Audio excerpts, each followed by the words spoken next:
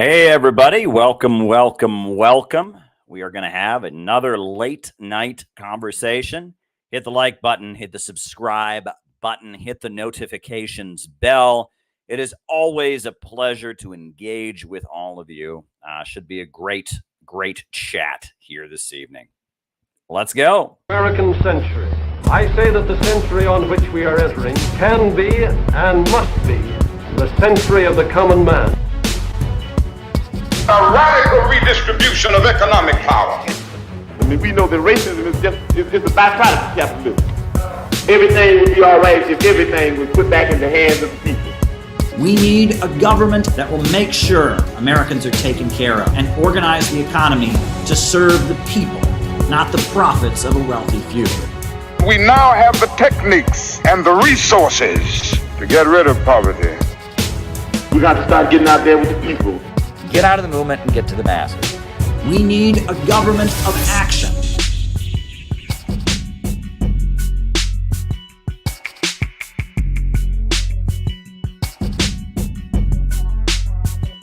Welcome, welcome, welcome. So glad to be here with all of you tonight. Now, the way we generally do this, and I'm looking at the chat twice a day, amazing, love the CPI people. That was very beautiful last night. Just engaging with our audience. That was beautiful. Loves my exchanges with Dave Smith. Well, you're in for a treat tonight, Tomas, because I'm going to show a clip of an intense argument that Dave Smith and I had on the air, which is probably why he hates my guts. The way this generally works on this stream is that I give my opening remarks, and my opening remarks are followed by the roll call, where people, I call them out, names and locations. We find out who it is on the other side of the camera who's watching, names and locations. And then from there, I answer people's questions for the rest of the night. So if there's a question that you would like to have answered, send it in the form of a Rumble rant on the Rumble. Send it in the form of a super chat on YouTube. Send it in the form of a tip on the Rockfin. I accept questions on all platforms. But yes, if you have something you want me to talk about, those are the best ways to get me to talk about it. In the second half of the show, I just go boom, boom, boom. I go down the list. I answer the questions from the super chats last. I do Rumble rants first, Rockfin tips middle. That's the way we do it. That's the way it's done. So please, I encourage you. The reason I'm doing this show live so much, twice a day now, is because it's for the live audience. It's not for the views I get afterwards. It's for the live audience. I want to be here to answer your questions. So if there's something you want me to answer, if there's something you think is really important, shoot me a super chat, shoot me a Rumble rant, shoot me a Rockfin tip, and I will answer it. Give me something to talk about in the second half of the show. It is people like you who make this show interesting. And with that, I do have a couple announcements to make before I jump in to my opening remarks. First announcement. Big. Portland. December 2nd. The Center for Political Innovation is holding its national convention in Portland, Oregon. We have a beautiful, beautiful venue reserved. It's absolutely beautiful, and it holds 250 people. It is going to be an amazing, dynamic event. It's going to be something special. An all-day anti-imperialist mega rally pushing us towards the anti-war movement that we desperately need. We need you there at our convention. It's going to be an experience you will not forget. We need you there at the convention. So please make a point of coming. Book your tickets, arrange your travel, take time off work if necessary. Be there. And also, if you can help fund it, the way to donate directly to the Center for Political Innovation is this way. You can support the conference by sending a donation via Stripe. The link is down below, and it's also here. I'm dropping it in the chat for everybody. So Donations are appreciated. If you can help us have our conference, it is quite expensive. We are flying in Joti Brar from Britain. We are flying in Scott Ritter. It is, we have to have housing for our out-of-town volunteers who are coming in. We have to pay for the stage and the venue, and these things all add up. But I know that we can do it.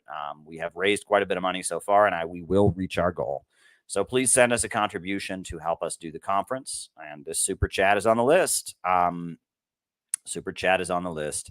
So hit the like button, hit the subscribe button, hit the notifications bell. That's the first big announcement, is that our convention is coming. Second big announcement is that on the Center for Political Innovation YouTube channel every morning, we have a morning message from a member of the organization. Now, we did this for a while. We did about 50 or so of them, and then we stopped for a little bit. Well, now we're getting it going again. There's a message queued up for tomorrow. There was one this morning. There was one the day before yesterday, and we're having morning messages from members. So if you would like to watch and start your day with revolutionary optimism every morning, by all means, I would encourage you to watch the morning messages. And on top of that, if in addition to that, you feel you have an optimistic morning message that you would like to share with the community, make a morning message. Members of CPI, friends and allies of CPI, please make a morning message. That would be a really, really beautiful, beautiful thing. And the more morning messages, the better. We've had some prominent folks do them already. Nick Barana of the People's Party made one. Lori Spencer, radio host, she made one. Jeff Young, the candidate for Congress in Kentucky, has made one. And the more morning messages, the better. So just send me your morning messages. We would love to have a morning message from you. And it's a way that our community can constantly be in touch. So go to the Center for Political Innovation YouTube channel, which is CPI, youtube.com @CPI USA. I'll just drop the link right here in the chat. Subscribe and stay in touch with our messages that we have every morning. Make one. This is the way to stay in touch with what our community is doing. So that is a greatly, greatly important thing that you can do. Different members of our community and our organization are making morning messages every morning, and you can stay in touch. That would be awesome. That would be awesome. Let me just send one message here while it's on my mind.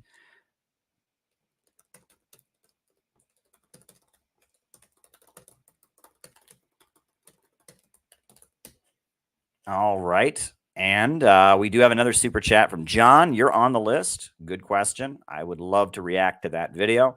Thank you very much, John. And with no further ado, I will jump into my opening remarks. Keep these super chats rolling in, because that's what makes the second half of our show exciting. All right, so let's go into it. I've been thinking a lot about revolutionary theory, revolutionary ideology, revolutionary movements in the past, how they develop, how they are successful, how they fail. We had a very good meeting of the Center for Political Innovation today, a very good Zoom call. We are wrangling with the future of the anti-war movement. I reached out to both Nick Barana and Angela McCurdle today about the future of the anti-war movement, because I'm concerned about it. Many of the voices that seemed to be more non-interventionist when it came to Russia and China, even some that were more non-interventionist when it came to Iran, and I got your message, Jacob, you're on the Rockfin, it's received, have just dropped the ball and revealed themselves to be blatantly pro-Israel, and now are repeating anti-Iran messages with regards to Israel. And I worry deeply about the future of the anti-war movement. And I talked about that this morning, and I've talked about that on previous streams. And I don't want to dwell on that so much as I want to dwell on another question, which is that when you're in a period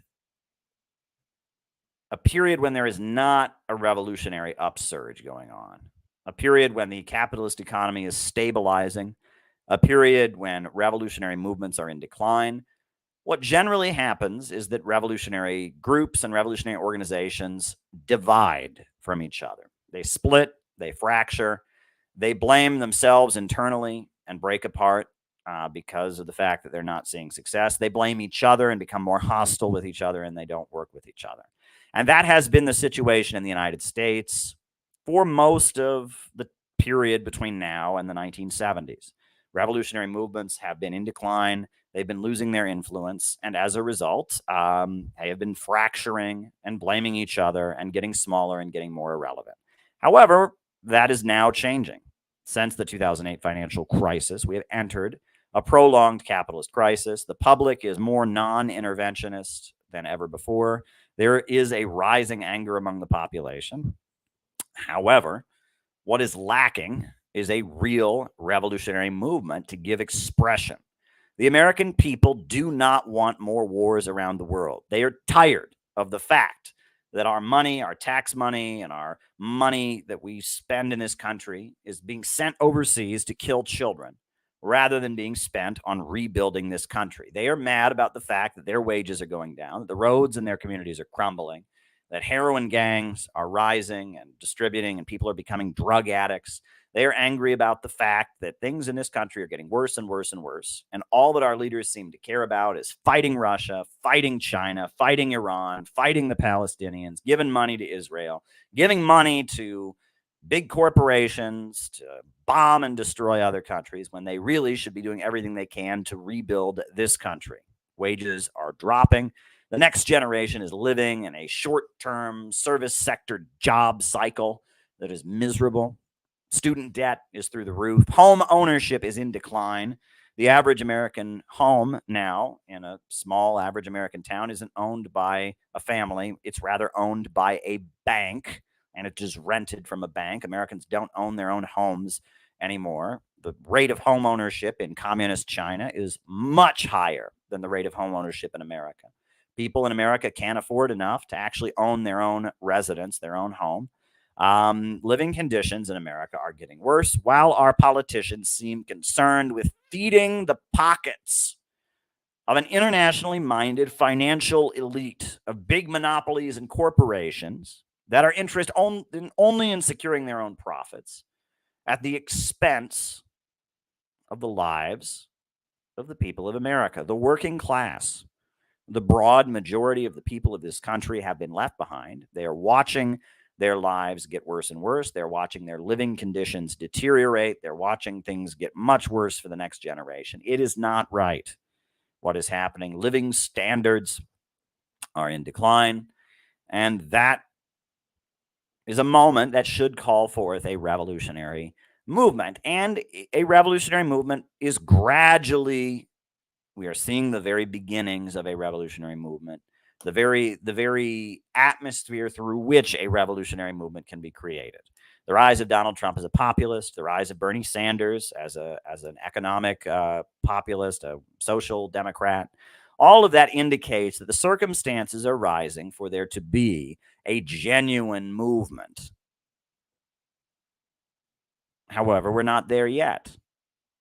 The crisis has not fomented enough that a movement is necessary. The mechanisms of social control through social media and other mind control methods are more intense and more amplified than ever before. So as we move toward creating a revolutionary movement, as we move toward making a movement in the United States demanding jobs, healthcare, and education for our population, an end to the wars around the world, a government of action that fights for working families. As we move toward creating such a thing, it's important to discuss how revolutionary movements are successful and what things tend to look like in the period of upsurge. And there's one concept that I realized people were not generally familiar with in our revolutionary circles about the way a crisis develops, which is that in a period of upsurge, in a revolutionary crisis, unlike a period of decline, in a period of decline. Groups are fracturing. They won't work with each other anymore. They blame each other. It's your fault. No, it's your fault. And they fall apart. But in a period of revolutionary upsurge, there tends to be coalescence. Different revolutionary forces and different revolutionary organizations begin to work with each other. Different revolutionary forces and different revolutionary organizations begin to cooperate to carry out activities because they can see real results from those activities. And generally what happens in a revolutionary crisis is that among forces that are fighting the old system, there develops a right, a center, and a left. Now, that terminology is not particularly helpful. Right? It comes from the French Revolution. The more radical forces sat on the left. The forces that were still loyal to the king sat on the right.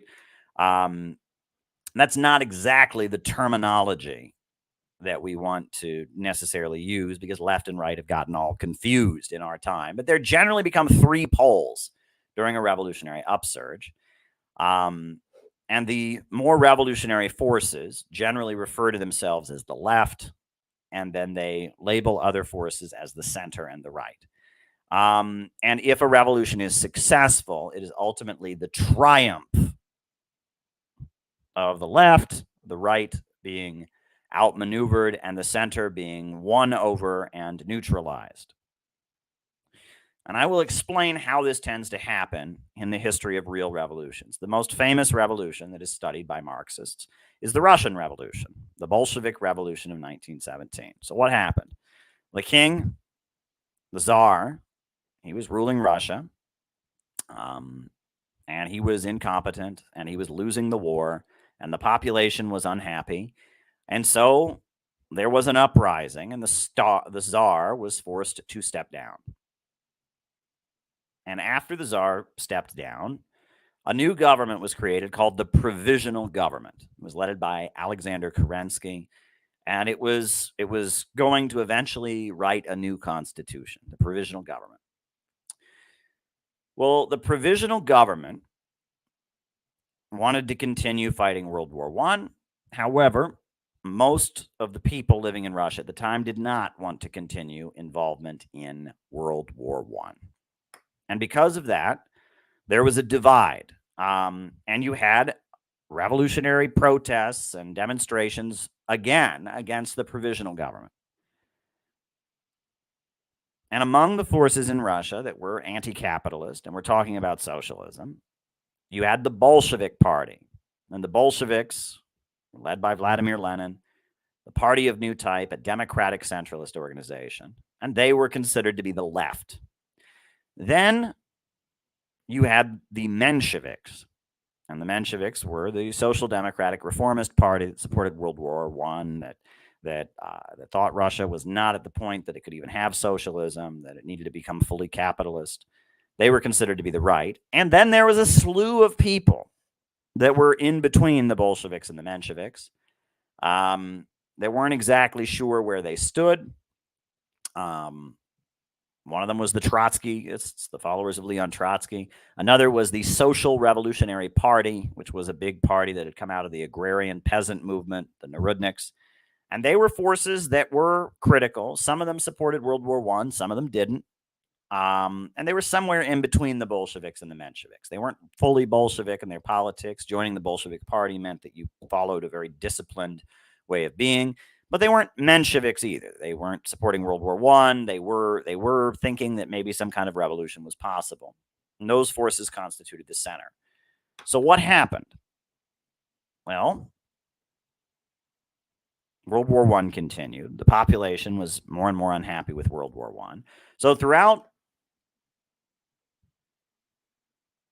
World War I, throughout the summer of 1917, you had what were called the July Days. You had uprisings against the war that were taking place, where the population, where the population,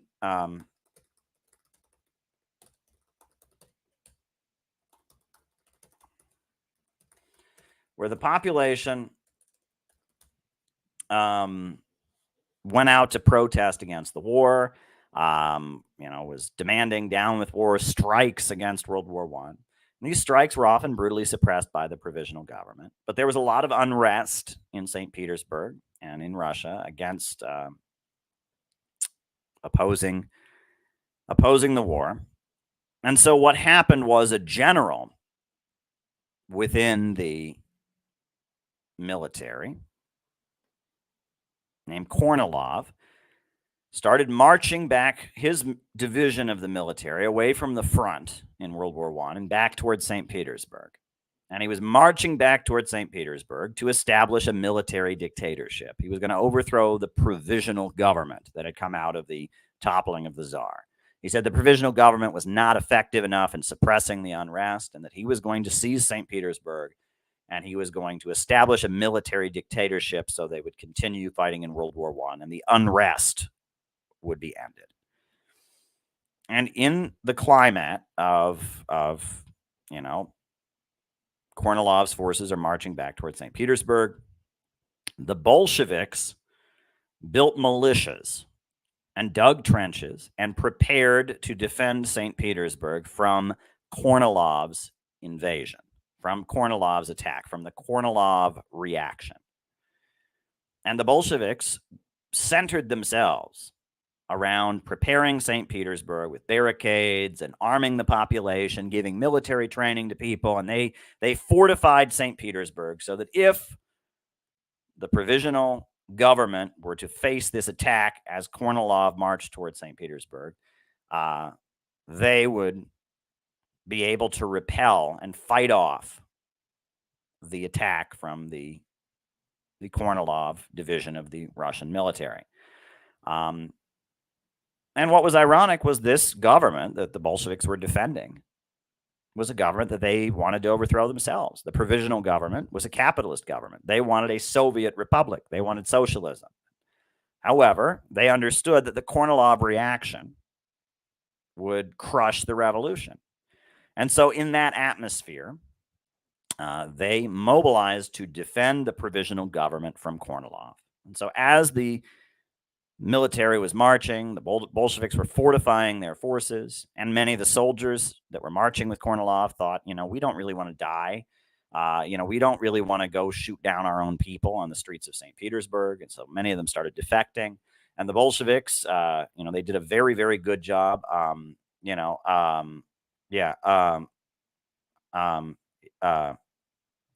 They did a very, very good job defending the city, and they had their own militias. And the provisional government started opening up the armories and distributing the firearms to the Bolsheviks.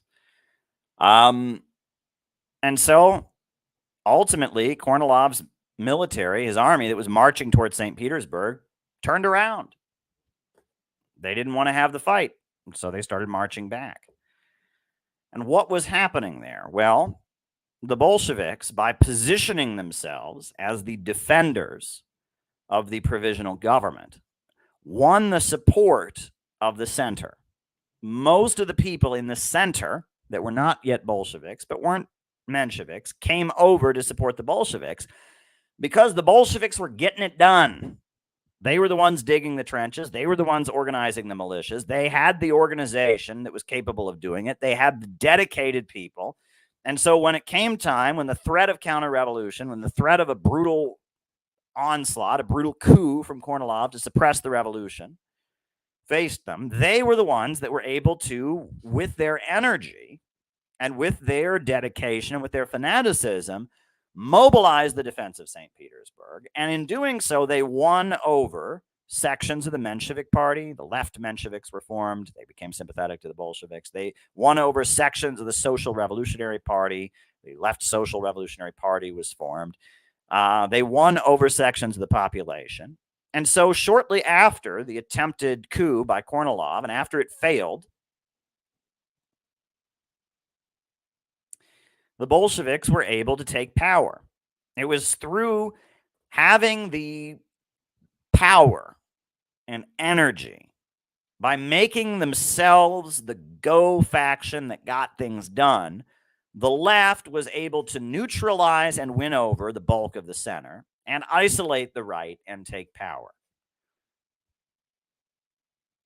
And that was how they did it. They did it by organizing. They went out and they saw that the city was being attacked, so they mobilized the defense. They became the center of the defense of St. Petersburg from the Kornilov reaction. And that set the stage for them to then take power.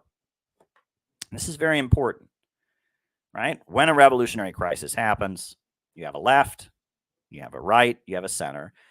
And if there is a revolution, the way the left is able to take power is by using their energy and creating an energy and making up for the fact they may not have the same number of people, right? Generally, the left doesn't have anywhere near the members and loyal members that the right or the center has, but they have a dedicated core of people who are willing to carry things out, who have an energy about them, a momentum, that they're able to go and do things and achieve things organizationally that the other forces can't do. And in doing so, with their momentum, with their energy, with their action, with the force they can create, not by their mass and how many people they have, but rather by their momentum, by the speed and energy through which they move, they are able to outmaneuver the right, win over the center, and take power. And the same thing happened in the Chinese Revolution. The Chinese Revolution, we know what happened was that originally you had, the KMT, Chinese nationalist government. The communists were part of it. And the communists got kicked out of the government. And they were at war kind of with but Chiang Kai-shek was the leader of the KMT government, was fighting a civil war against the communists. But what happened? 1937, Japan invaded China. And when Japan invaded China, there were three responses to Japan invading China. The first response was from Chiang Kai-shek himself. Chiang Kai-shek did not want to fight Japan. He thought that Japan, hey, they can get rid of our communism problem for us. Chiang Kai-shek didn't want to fight Japan. And he and some of the other wealthiest people thought we could make a deal with the Japanese. They can occupy China, but they'll let us be in charge, etc. However, the center was the bulk of the Chinese people. Maybe they weren't communists. Maybe they didn't like Mao. Maybe they didn't even know anything about communism. But they didn't want to live under Japanese occupation. And the left was the Communist Party. The Communist Party and the Chinese Soviet Republic, which had temporarily existed, the base area in the countryside that they had seized, they were the left. And so we saw in the Chinese Revolution a very similar process. Chiang Kai-shek, he didn't want to fight Japan.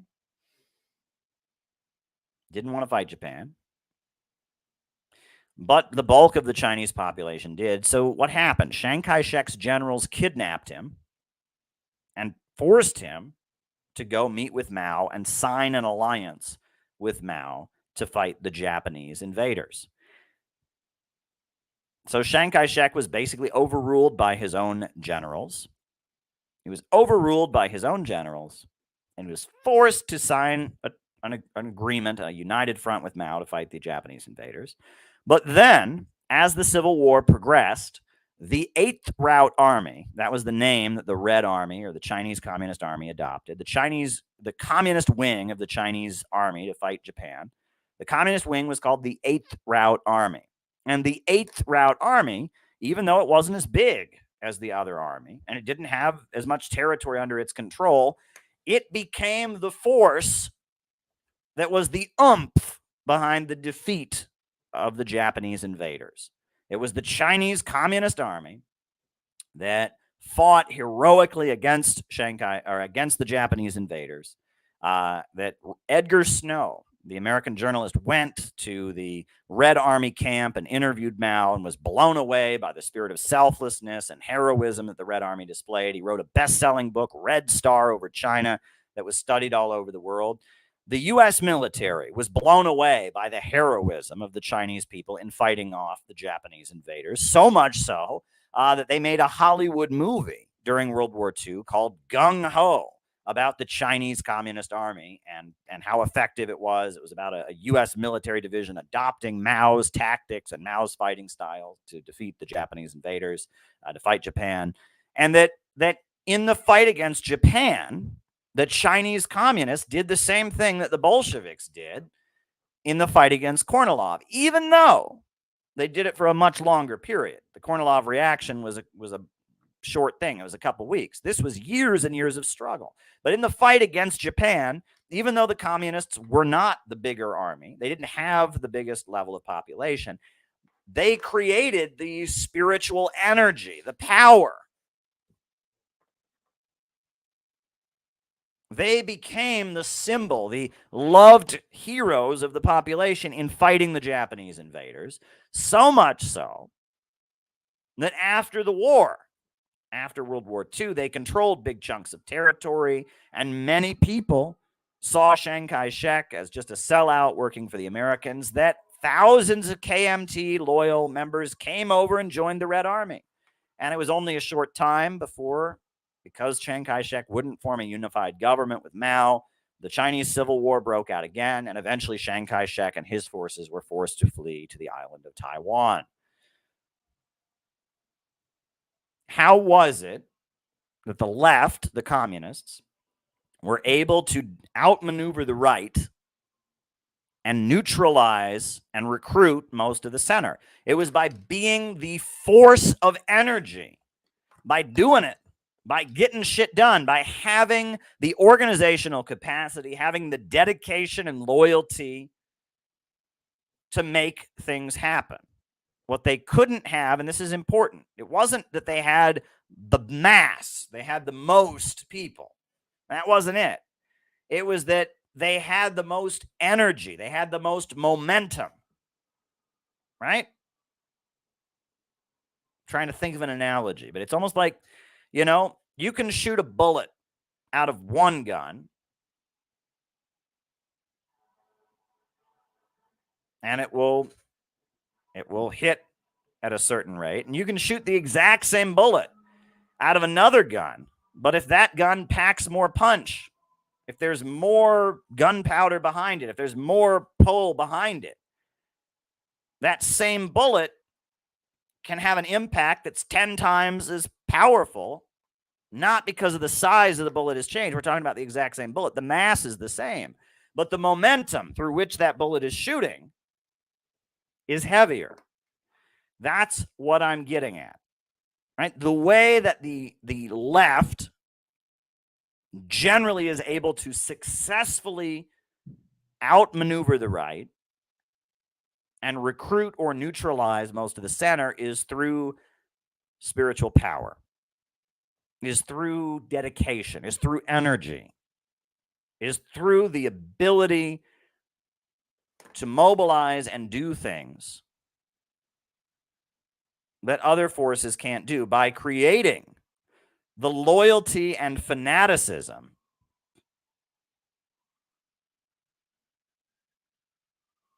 that other forces cannot create. The strength of the Red Army wasn't that they had more people. The KMT Army had way more people. It was that they didn't tolerate corruption. It was that they had a religious dedication on the part of their members. It was that they were very, very dedicated and loyal, and that people who joined the Chinese Communist Party had this devotion to everything it was about. They took on a new name, they took on a new life, and there was a spiritual power in Chinese communism that was not there on the part of the KMT. And the same went for the Bolsheviks. The Bolsheviks, they were able to mobilize that defense of St. Petersburg from the Kornilov reaction in ways that the provisional government couldn't do, and the Mensheviks couldn't do, and the left Social Democrats couldn't do. The Bolsheviks, by having a group of fanatics who dedicated the whole of their lives to the revolution, even though they didn't have anywhere near the numbers, they had the energy, the momentum. And with their momentum, their ability to pull off operations effectively, they were able to outmaneuver the right and neutralize the center. And this is an important part of revolutionary theory and tactics that I would like you to all understand. That in a revolutionary upsurge, you tend to have a left, a center, and a right. And if the left is able to win and you are able to have a revolution, it is because they create a momentum and energy that forces other forces into alliance with them. And this is true for every revolution that you will study. You know, here's a book I've referenced before many times. Or no, it's not that one. Where is it? I have another book somewhere. I have it somewhere. There's a book I've referenced many times that is useful on this point. The History of the Party of Labor of Albania. I recommend that. I've got it around here somewhere. And it is a history of how the communists in Albania were able to take power. How were they able to take power? They were a group of about 30 people in the late 1930s. It was a tiny, tiny group in a tiny, tiny country. Albania is not a very big country, but the Communist Party of Albania was a tiny little group. What happened? The Nazis invaded. The Nazis invaded and occupied Albania. And they positioned themselves as the center of the anti-Nazi resistance. And they aligned themselves with the Soviet Union. And to top it all off, they were one step ahead of the British and American-backed resistance forces. Whenever the American and British resistance forces would do something, the communists would have already done it. When the American and British resistance forces formed their own united resistance organization, the Albanian communists had already done it a few months before. When the American and British-backed resistance forces to the Nazis formed their own army, the communists had already formed their own army before. When the Albanian the forces in Albania, backed by Britain and America, formed their own provisional government, their new government that in the process of overthrowing the Nazi invaders, the communists had already formed their own government prior to that. And that the communists were able to position themselves as the real energy behind the anti-Nazi resistance. And they went from an organization of 30 people to being the ruling party of Albania, right? That's how Enver Hoxha came to power. And when I read The History of the Party of Labor of Albania, which is a great book, that is what I took from it. That the way the communists were able to become the rulers of Albania was by making themselves the center of the resistance to the Nazi invaders. And while all of the non-Nazis of Albania opposed the Nazi invasion, they were the ones that captured that spiritual energy by being the most dedicated and fanatical anti-Nazi force, by being aligned with the Soviet Union. They were able to position themselves in a way that they became the vehicle for opposing the Nazis. So when the Nazis were defeated, at that point, they were able to take power. And this is important to understand, because as we move toward a serious revolutionary upsurge in the United States, you will see this develop. But it points to something that I have been... It's funny because it's like things have developed in such a way. It's like I knew something, and then one thing happened, and that reinforced that I knew something. And then I knew something, and that reinforced that and it's like, if we are going to position ourselves to move towards socialism in the United States, our movement, the Center for Political Innovation, must make itself the entity that has the momentum to fight for what the American people want. Good point, and you're on the list. We must make ourselves into an organization that can effectively fight and build an anti-war movement. We must make ourselves into an organization that can effectively mobilize the American people around demands for jobs, healthcare, and education. We must make ourselves a vehicle that can effectively give voice to the demands the American people have. And we must make ourselves that by utilizing our revolutionary ideology, by having a group of people who understand socialism and anti-capitalism, who understand Christianity, who understand the whole purpose, who have a whole ideological frame. We can create a movement that has the momentum and energy to outmaneuver other forces. So as the American people come to fight for jobs and healthcare, come to fight for a government of action that will stand up for working families, as they come to fight for an end to these wars and in alliance with the people of the world against the monopolists and bankers, they will see us as the entity to align with, because we have the momentum and the capability, and that our members are disciplined and loyal and dedicated and are able to deliver and carry out operations in the same way that the Bolsheviks were able to repel the provisional government, the Kerensky reaction, or the Kornilov reaction. In the same way that Mao was able to fight the Japanese invaders. In the same way that Enver Hoxha and the communists of Albania were able to fight the Nazi invaders. We have to position ourselves so that we have our own organization of people that are dedicated and loyal. Good question. And understand the role they have to play and understand the difference that their lives can make in all of this. So that as the crisis intensifies, it is us who become the ones that are the center of the movement to carry out these demands. The left, the right, and the center, and the left triumphs when it is able to become the center of the energy to give voice to broad mass sentiments, when they're the ones doing it. The Bolsheviks, yeah, a lot of people in St. Petersburg opposed Kornilov taking over, but the Bolsheviks, they had the energy. And so that's why they were able to take over. You know, a lot of people in China, the bulk of China, didn't want to be enslaved by Japan, but Mao and the Chinese Communist Party, they had the energy. That is generally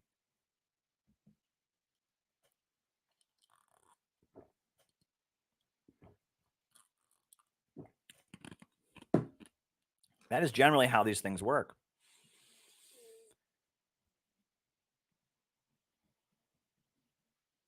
So, on that note, I will reflect a little bit on revolutionary history in the United States. There was an anti-war movement in the 1960s. All right, the Vietnam War was happening. And out of McCarthyism, you'd had the civil rights movement, and communists were starting to function openly in the United States again. And in the late 60s and early 70s, there was a big upsurge of anti-war activism in the United States. And in that movement, there was a left and a right and a center. The right was the Communist Party. The Communist Party of the United States did not call for an end to the Vietnam War until very late in the game. They called for negotiate now. Instead of having rallies to end the Vietnam War, they would have rallies to negotiate. They would have negotiation rallies. They would have rallies against nuclear weapons, against proliferation. And they would have peace parades, they would call them. Not peace marches, but peace parades that they would organize, where they just said, we want peace, and they would invite local officials to speak at them. And they generally tried to, include the Democratic Party as much as possible, and they tried to water things down as much as they possibly could.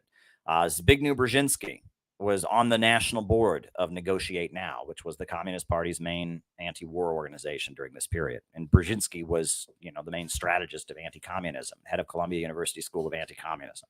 But they were happy. Look, we got this prominent guy to be on our board.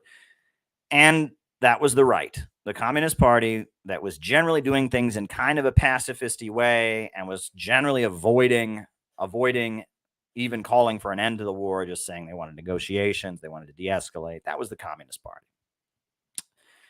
And then you had the center. And the center was led by the Socialist Workers' Party, the Trotskyites. And they had something called the National Mobilization to End the Vietnam War, MOB. People called it MOB. There was the Student Mobilization to End the Vietnam War and the National Mobilization to End the Vietnam War. And these were huge national protests in Washington, D.C. Hundreds of thousands of people would march on Washington to end the Vietnam War. Huge gatherings, huge anti-war protests that religious people that opposed the Vietnam War and veterans who opposed the war and All kinds of people would turn out, liberals and all kinds of people, and it'd be hundreds of thousands of people. And the Socialist Workers' Party and the Trotskyites, they called for peaceful, legal, and single issue.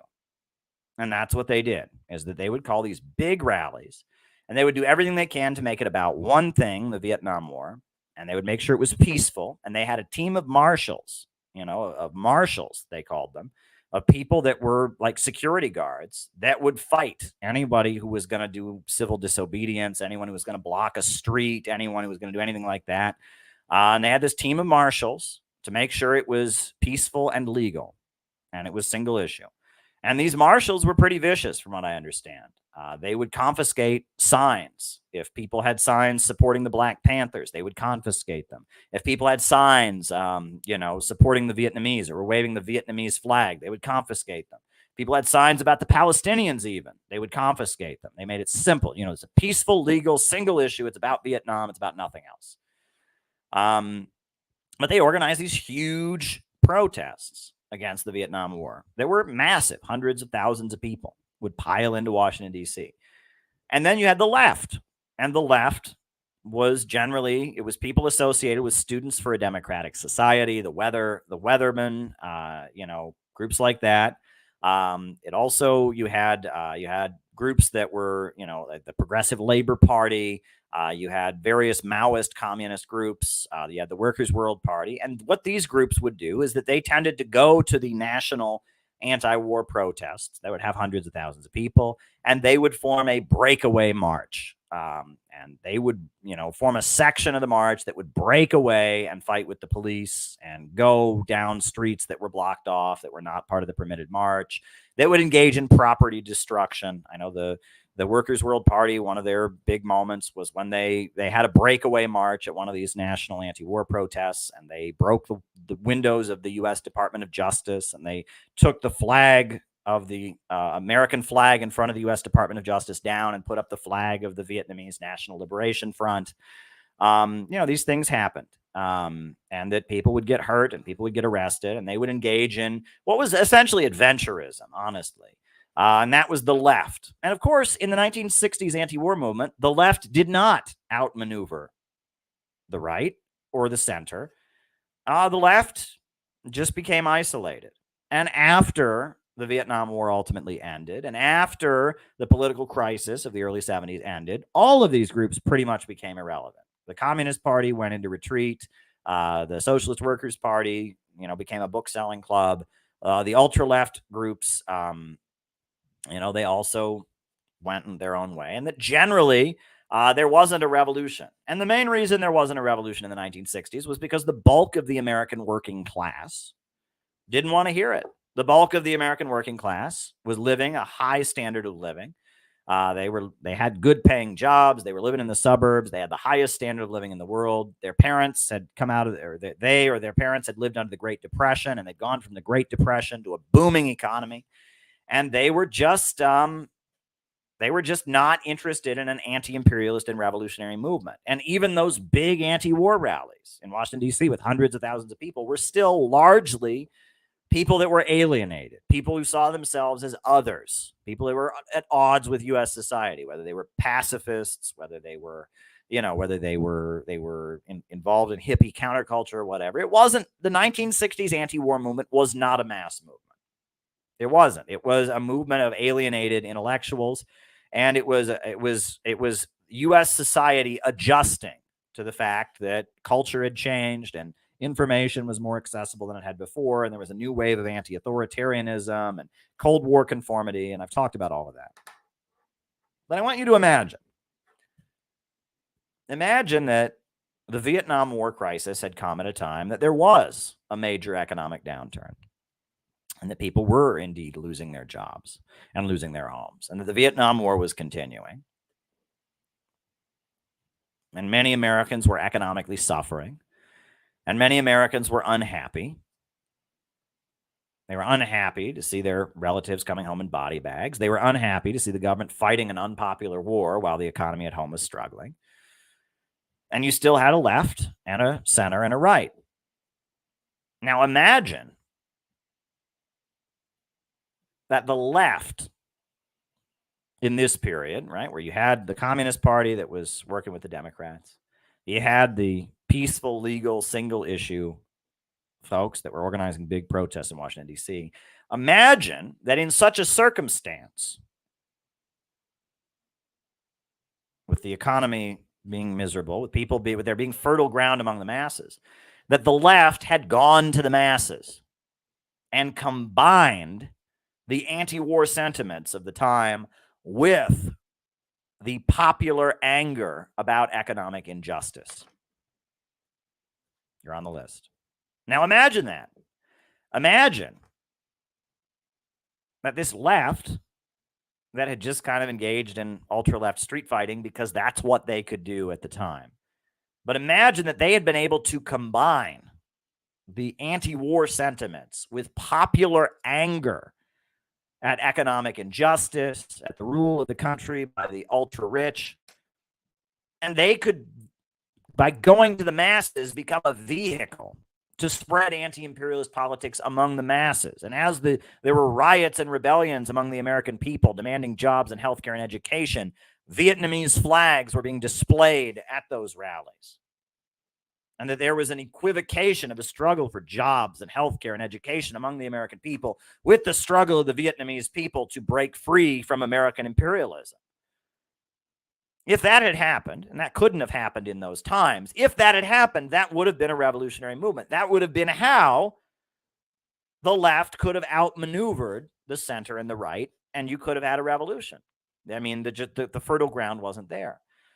And the people that understood that this was the right thing to do were called the Revolutionary Youth Movement 2, or the RIM 2, or the New Communist Movement. And they tried to go and build a mass movement among the American working class, and they were not successful because at the time the economy was still booming, and there was, the circumstances were just not for that. And I've talked a lot about the failures of the NCM in the United States. But the reason that I bring up this hypothetical is because while I'm talking about how the 60s could have been if things were different, I'm giving you a hypothetical, a coulda, shoulda, woulda. I'm talking about how things are right now. Because right now, the American people are suffering. Right now, the American people don't have jobs. Right now, the American people are seeing crime rising in their neighborhoods. They're seeing their relatives die from opioids. They are seeing instability. They are facing a life of short-term, low-wage service sector jobs. And they're angry about it. And that what is urgently needed in our time is for the anger of the American people at the drop in their living standard, at the decline of their communities and their neighborhoods, at the crippling student debt and the crippling economic enslavement they are facing, to be combined with the anger of the Palestinian people against the Zionist settler regime in Israel, to be combined with the anger of the people of Iran and Venezuela and Cuba against the American imperialist system that is dominating the world. What is urgently needed now is for the rising economic anger of the people here in the United States against the injustices they are facing, against the elite that has destroyed their neighborhoods and communities, to be combined with the rising resistance of the people of the world to the very same system that is enslaving them here at home. We need the people who see what's happening to their communities, see the rising police state in America, to see the Palestinian resistance as their allies, to see Iran as their allies, to see Cuba as their ally, to see Vietnam and China and Russia and the BRICS as their ally. We need the bulk of the American people who are in this time economically struggling to identify with the anti-imperialist camp.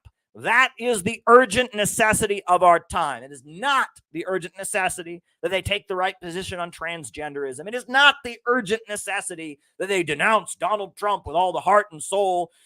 No, it is the urgent necessity that those in the United States who are suffering and angry at the monopolistic, globalist financial elite that is destroying their future, it is the necessity that they understand that their allies are the people of the world in rebellion against imperialism. That is the necessity of our time.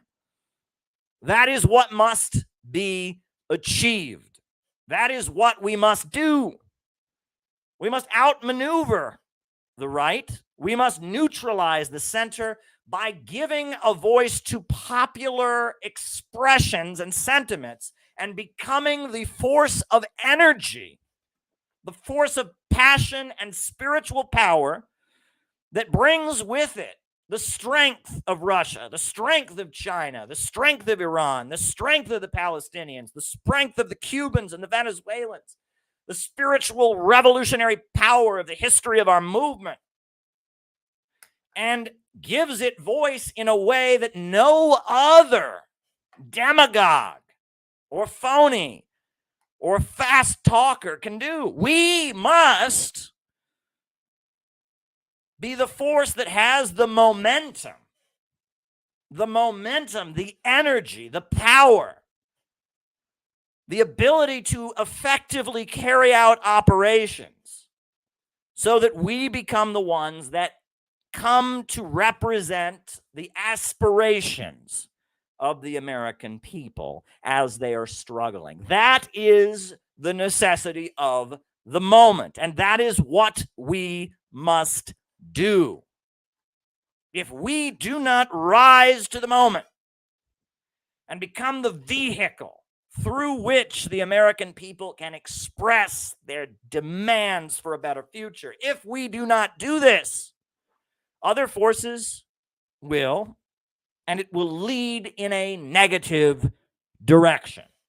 This is what I am getting you to understand about the moment that we are living in. This is what I want you to understand. This is why I started talking about Bolsheviks and Mensheviks and Chiang Kai-shek and Eighth Route Army and Enver Hoxha and all of that. I was building up to get you to understand that the only way that we will be able to be the ones to lead the American people out of the darkness is if we develop of our own weight and of our own strength the momentum and the ability to fill huge auditoriums in Portland, Oregon, to have massive gatherings and protests all of our own, to show that we can do things that other forces cannot do. We may not have the money that other forces have. We may not have the experience that other forces have. We may not have the massive membership or publicity that other forces have. But we must make up for that in the ability, with our ideology, with our passion and our religious devotion and our spirituality, to do things that other forces cannot do, no matter how much money they have, no matter how much propaganda they're able to make, no matter how many people watch them. We must be able to do things, to effectively carry out operations in a way that we become the vehicle through which mass sentiments are expressed. That is my message to you tonight. That is what I am trying to get you to understand, is that our ability to do things like Portland is becoming more and more important. The training wheels are coming off the bicycle. We got a great boost. We've gotten a lot of great boosts over the years. I had a war with BreadTube, and that helped many of you to find me. We've had many friends that have promoted us over the years, Max Blumenthal and Nick Brana, and we've had many great friends, and we appreciate all their support. We love Garland Nixon. We love Scott Ritter. We love Jyoti Brar. We love Angela McCurdle of the people of the Libertarian Party. She doesn't agree with a word I'm saying here tonight, but that's fine. We love her because she wants to build a mass anti-war movement, and so do we. We love all these friends that we have. But at the end of the day, the only way that we as an organization will be able to effectively build the anti-imperialist movement that is needed is if we can ride a bike all by ourselves. If we can ride a bike all by ourselves, no training wheels,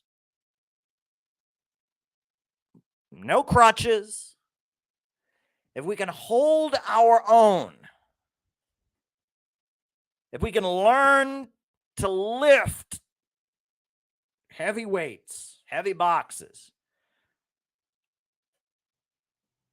then we can be the force that, when the crisis intensifies, proves that it is able to deliver and wins the support of the bulk of the American people, and effectively leads America out of the camp of imperialism and toward a new world. And that is what we strive to do. But that is why our ability, we must learn the art of filling auditoriums. We must learn the art of knocking on people's doors. We must learn the art of staying up all night and hanging door knockers on doors. We must learn the art of postering up a college campus. And then the next day you come back and every poster has been torn down. And so you come back the next night and you poster it up again. And then the next day every poster's been torn down. So you poster it up again. We have got to learn the art of calling people up on the phone and inviting them to come to our events. We have got to learn the art of standing there and handing out leaflets and having people tell us to go F ourselves, get away from me, you Russia-loving son of a, and just keep handing out our leaflets.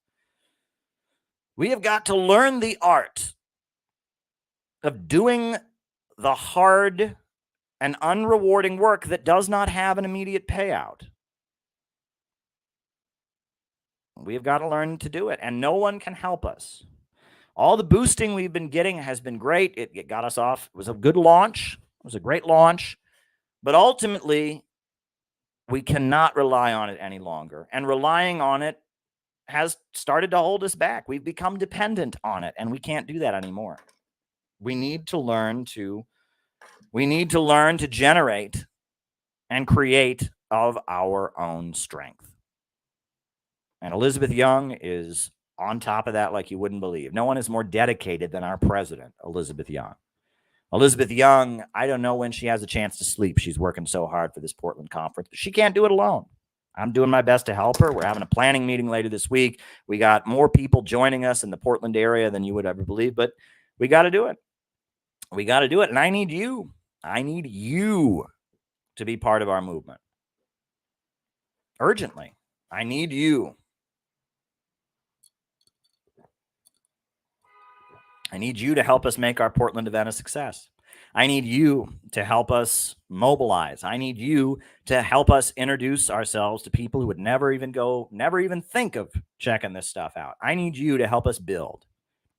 Help us build for a successful event December 2nd to show the world what the Center for Political Innovation is capable of. Show the anti-war movement what the Center for Political Innovation is capable. Show ourselves what we are capable of so that we go forward with the confidence to do it again.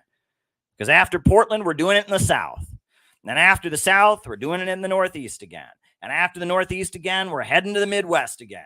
And after that, we're heading to the West Coast again. And we are going to start having mega anti-imperialist rallies and conferences all over this country. We are going to start having weekend workshops every weekend where people get inducted. They learn our ideology. They learn our principles. They learn what we're all about, and they join. We are going to form different wings for different people. We are going to have outreach teams that are going out and hitting the streets with our message constantly. We are going to be postering and having anti-imperialist rallies. We are going to be knocking on people's doors. We are going to hit this country like a hurricane called the Center for Political Innovation that takes with it not just the legacy of anti-imperialist heroes like Che Guevara and Imam Khomeini and so many others, but also the legacy of the spiritual foundations of this country, the legacy of John Brown and the Second Great Awakening, the legacy of the dissenters and the English Civil War, the revolutionary energy of the people who said, we will not accept King Charles. We will have a spiritual connection with our God. We will fight for democratic ideals in the face of a corrupt and decaying institution like the Anglican Church. We will strive, the spirit of the diggers, this is who we are as a people. We will awaken Appalachia. We will awaken the heartland. We will awaken the South. We will awaken the Northeast. We will awaken the Pacific Northwest. We will awaken California. We will awaken this whole nation. There will be a contagious energy that will spread from our organization. When people are around us and they hear our songs and they hear our message and they hear our understanding of the world, they will be invigorated in the same way that you all have already been invigorated. The disease that has caught all of you, the infection you have that keeps you coming back to this channel over and over and over again, it needs to be a contagion that spreads throughout the bulk of the American people. And we can't depend on Mark Zuckerberg and YouTube and Eric Schmidt and all of them to do it for us. We must learn to spread it ourselves and get around the algorithm. Get around the algorithm and get to the masses. We will build a movement. Since the pandemic, they have done so much to make us a demoralized people, to tell us that there's no point in life, to reduce us to just staring at a screen all day. Oh boy, what am I gonna do?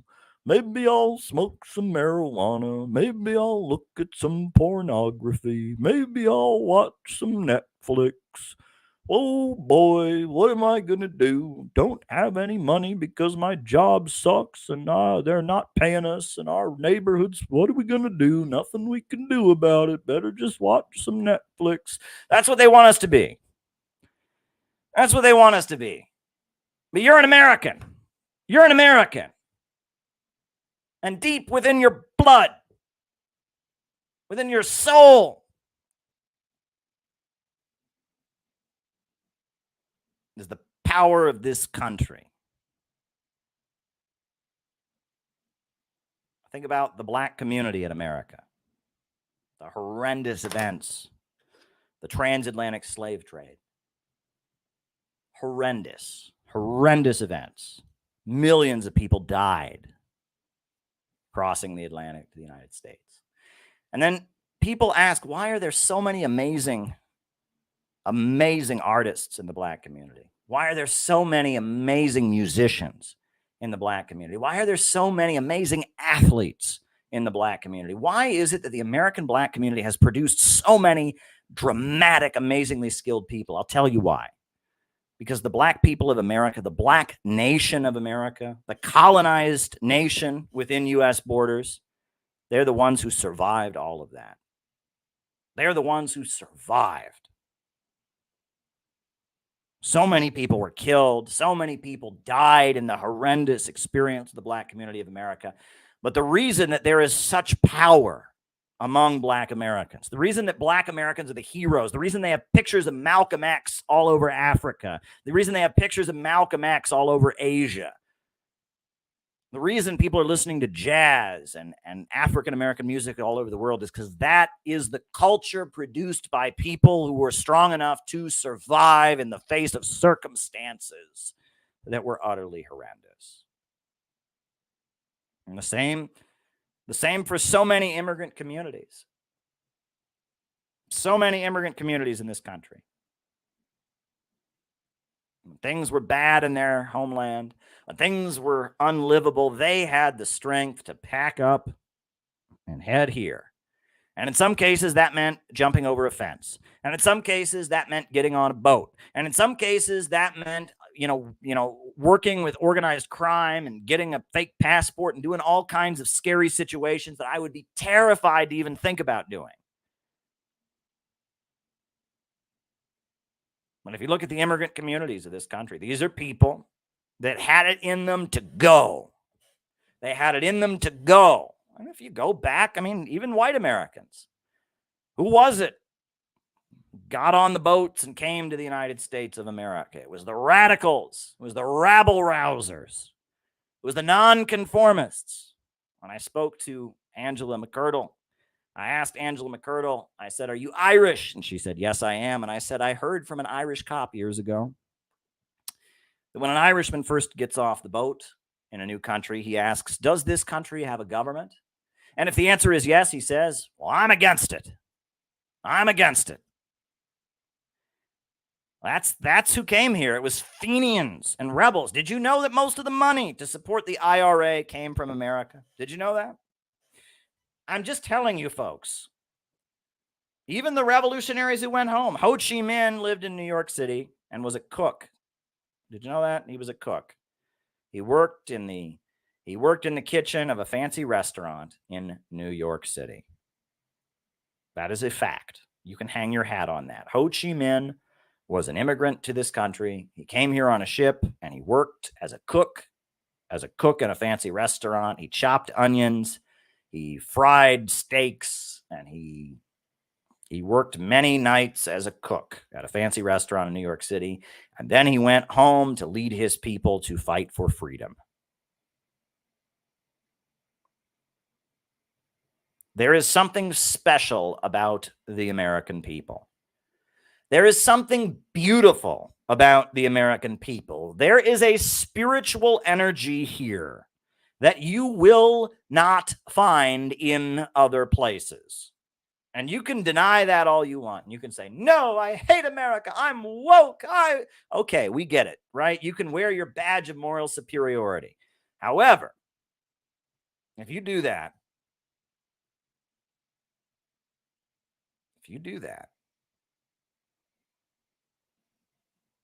you are essentially refusing to cash $1 million check that has been written to you. Because right now, the ruling class, the ultra rich, are at war against the American spirit. The way they want us to be. Oh boy, I don't know what to do. I'm hopeless. There's no hope in life. I'm just going to let things get worse. Oh boy. That way they want us to be. That way that they're drugging our kids to be. That way they're pumping propaganda into our homes with social media and rearranging our minds to try and be that, oh, boy, I don't know what I'm going to do. That mindset is against everything we have in our blood.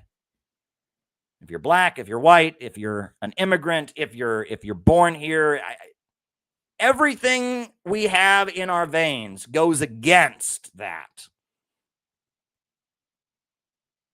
Everything that makes us American goes against what they want us to be. The American people will never live in a pod.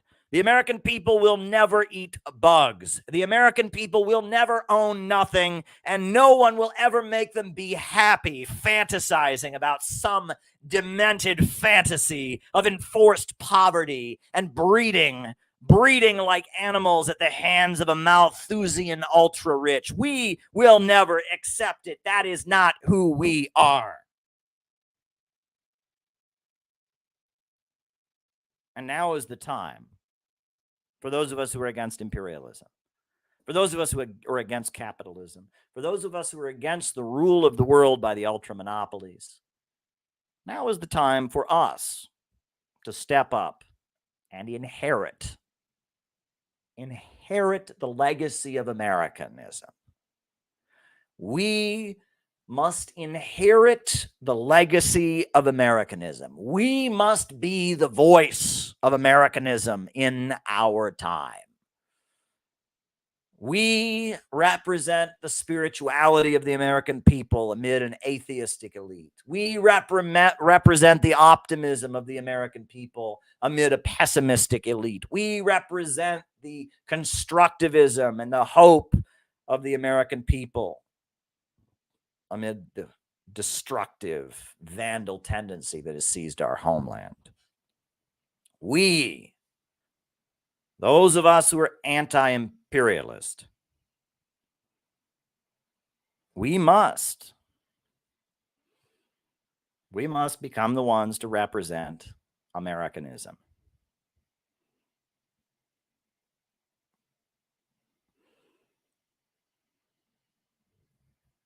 Thank you, Madonna. I appreciate that.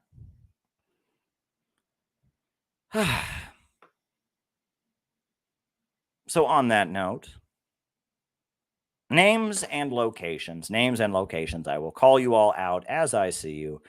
Names and locations. Who is with us tonight? I see we have a Rumble rant from Jamie Turner. I see that we got a number of super chats that will be answered. I've got some clips I want to show you all. It's your lucky night. So names and locations, names and locations. Who is with us tonight? Names and locations. Who is with us? Who is with us? Names and locations. We got Mark Jones in Utica, New York. Welcome, Mark. Glad to have you. Glad to have you, Mark. Who's with us tonight?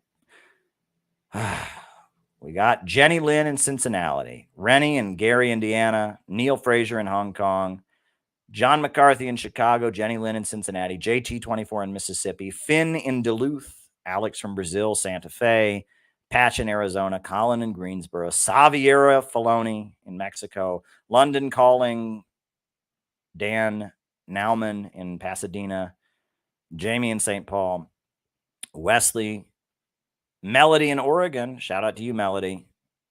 Scott in Miami, Florida. Joe in Miami, Florida.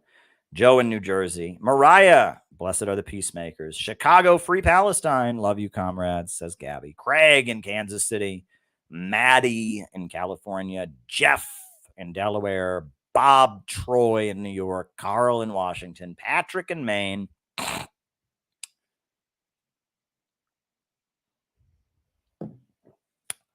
Names and locations. We got anybody on the Rumble? Who's on the Rumble? Oh, well. Jamie in Boise, Idaho. Auckland, New Zealand. There we go. There we go. All right. Names. Oh, we got hello from northern Lower Michigan. Land of Marks. Welcome, welcome, welcome. Bob Troy in New York. Jeff in Delaware. Welcome, Jeff. Welcome, welcome, welcome. Steve in Canada. Land of Marx, Engels, and Rosa Luxemburg. Karen Mendes is in Germany. We love you, Karen. You're great. All right. Okay. Well, got a couple things to play for you. I'm going to do another Dean Reed song. So we'll put that on. I do have the clip of my engagement with the great libertarian comedian Dave Smith. So.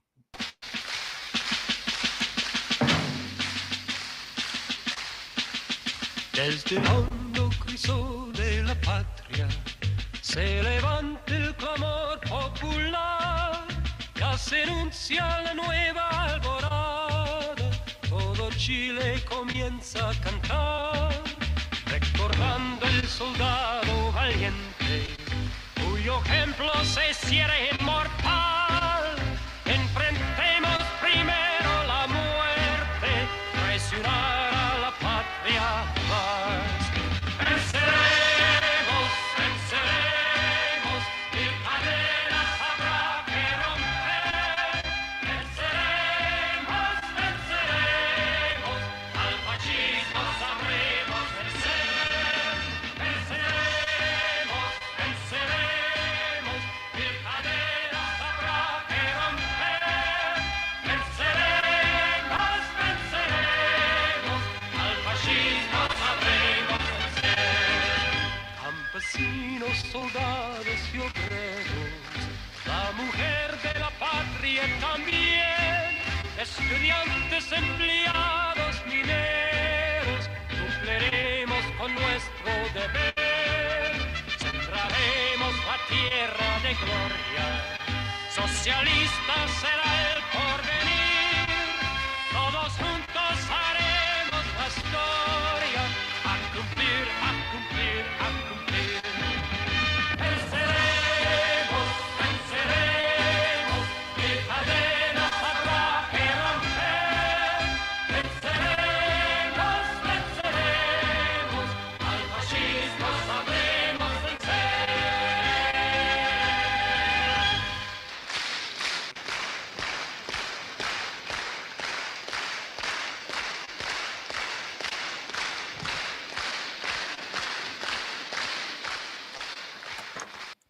All righty. Good stuff. Good stuff. All right, folks.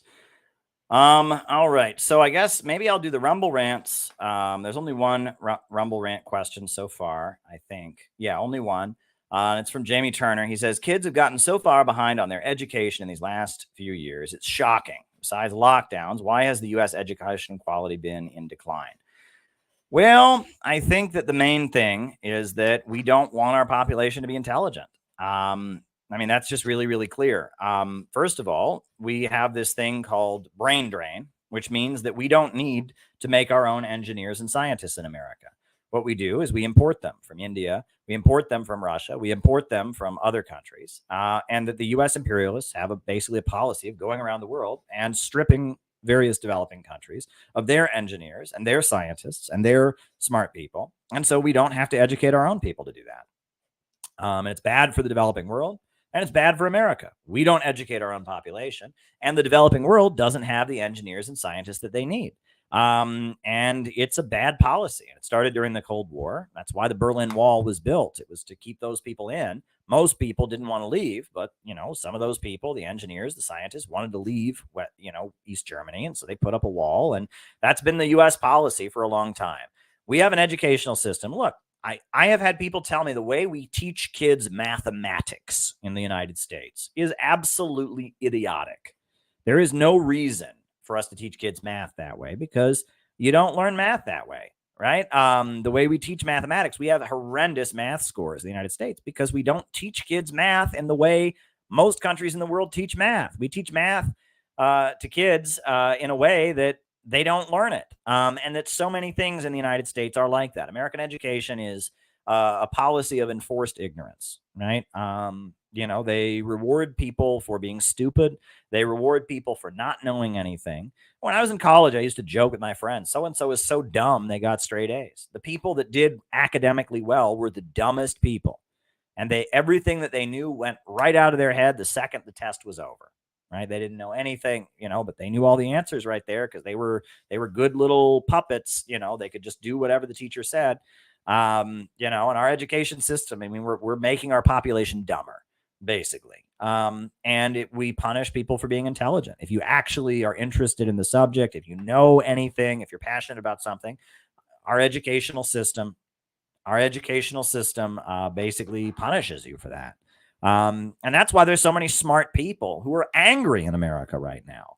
There's many, many very intelligent people in this country who are sitting at home, and they're saying, this is not fair. I see stupid people getting ahead. I see stupid people getting good paying jobs. I see stupid people winning elections. I see stupid people going places in life. And I'm intelligent, right? These people don't know anything. But I'm stuck sweeping floors at McDonald's when I know more about the history of the world and economics and the way things are. And, and then the person who becomes college professor of the year is dumb as shit. And that's the resentment, the rage, the deep rage that a lot of working people in our organization feel. I think our organization attracts intelligent people. Right. It attracts people that are very smart in order to follow this. Right. If you wanted stupid, you could go watch Jackson Hinkle. Right. You could watch Jackson Hinkle talk about, all the women he's banging and while he exercises or whatever. We're on here talking about world history and economics in a way, Hinkle the Dinkle couldn't understand. Right. That's what we're doing. Right. So you're here because you're smart. OK, you're here because you're smart. You're here because you want something more, right? You want something more. You're not watching BreadTube. You're not watching the Manosphere. You're not watching Ben Shapiro. You're watching this, right? And that's because you are intelligent on some level, right? You want something more. The problem is, and this is a problem, right? And this is me. This is how you know I'm not a fraud, because I'm here telling you things. I am here telling you things that will not make me popular. I'm telling you things that you probably don't want to hear, but you need to hear. There are a lot of people that are very intelligent. They're very intelligent, and their intelligence leads to anger because they see that this is a society that, this is a society that promotes stupidity. And they're very intelligent and they're angry about it, but their anger leads them to withdraw. Their anger leads them into this antisocial place. This antisocial place where they just sit on the internet and are angry at people all day.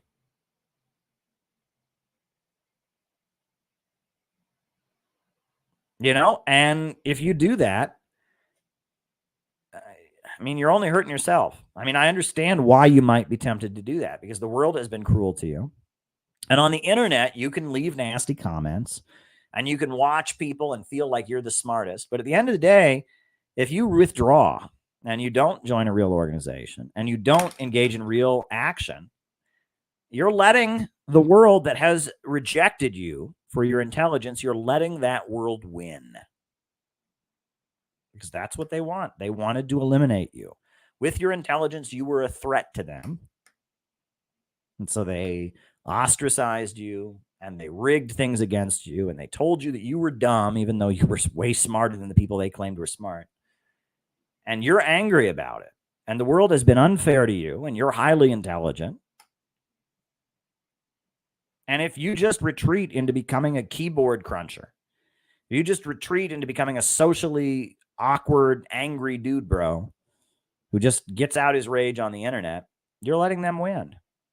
You owe it to yourself to join a community of people and make your intelligence count. You owe that to yourself. You also owe it to the world, but you owe it to yourself, right? You owe it to yourself, right? So there you go. There you go. So now, since we got time here, before I start answering the super chats, now that I did the Rumble rant, I am going to show my interaction with Dave Smith, because Dave Smith and I have been going back and forth on Twitter. And so I guess I should just let you all see why. This was on the Convo couch when I went up against Dave Smith and others. Give us a little opening about what type of communist you are and how that relates to what you're trying to achieve today.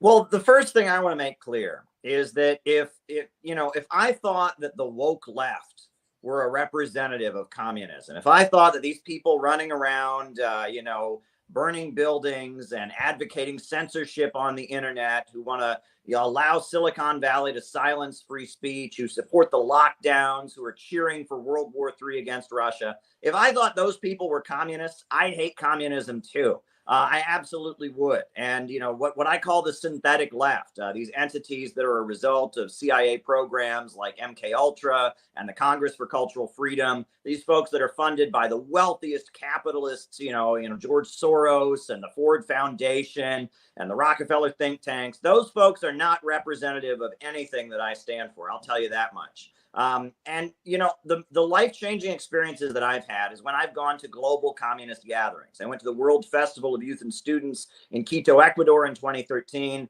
I went to the World Festival of Youth and Students in Sochi, Russia in 2017. I've been to Venezuela. I've been to Nicaragua. I've been to countries where there are big communist parties that are leading millions of people. And what's interesting is, Dave, when he was starting out, he said, I look like a capitalist and he looks like a communist. When I go to actual countries where there are big, major communist parties, they wear suits and ties. They look like serious worker politicians and they represent millions of people. And their focus is on economic development. It's about raising people up out of poverty. 21st century socialism in the Bolivarian countries, socialism with Chinese characteristics, which has raised more people out of poverty than any other system in history. It's about using state power and controlling the market to raise people up. It's about promoting technology and innovation.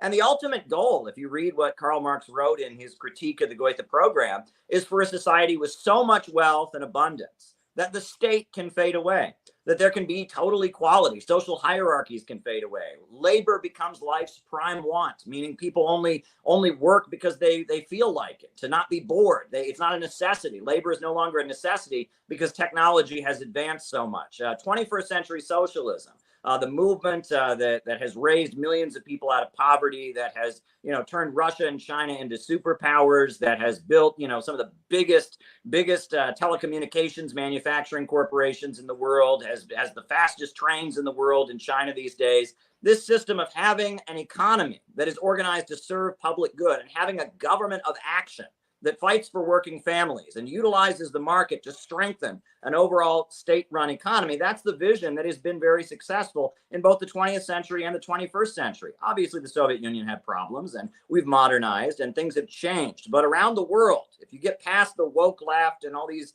hipster kids that think they're Marxist, there is a global communist movement that runs many countries: Vietnam, China, Angola, many countries around the world, Cuba, Nicaragua, Venezuela, and they have had very positive results by utilizing a market sector to fit in with an overall state central vision for leading toward that ultimate goal of a stateless, classless world, building up and advancing technology. And I think a lot of libertarians, if they saw it this way, if they saw that we believe in technology, we believe in growth, and we believe in innovation, and we see capitalism and the rule of the world by big banks and big corporations, what Lenin called imperialism, capitalism in its monopoly stage, the highest stage of capitalism. I think if a lot of libertarians saw that we believe in growth, and we are opposed to these global big corporations and the governments that enforce their will with war, I think they might have a different perspective.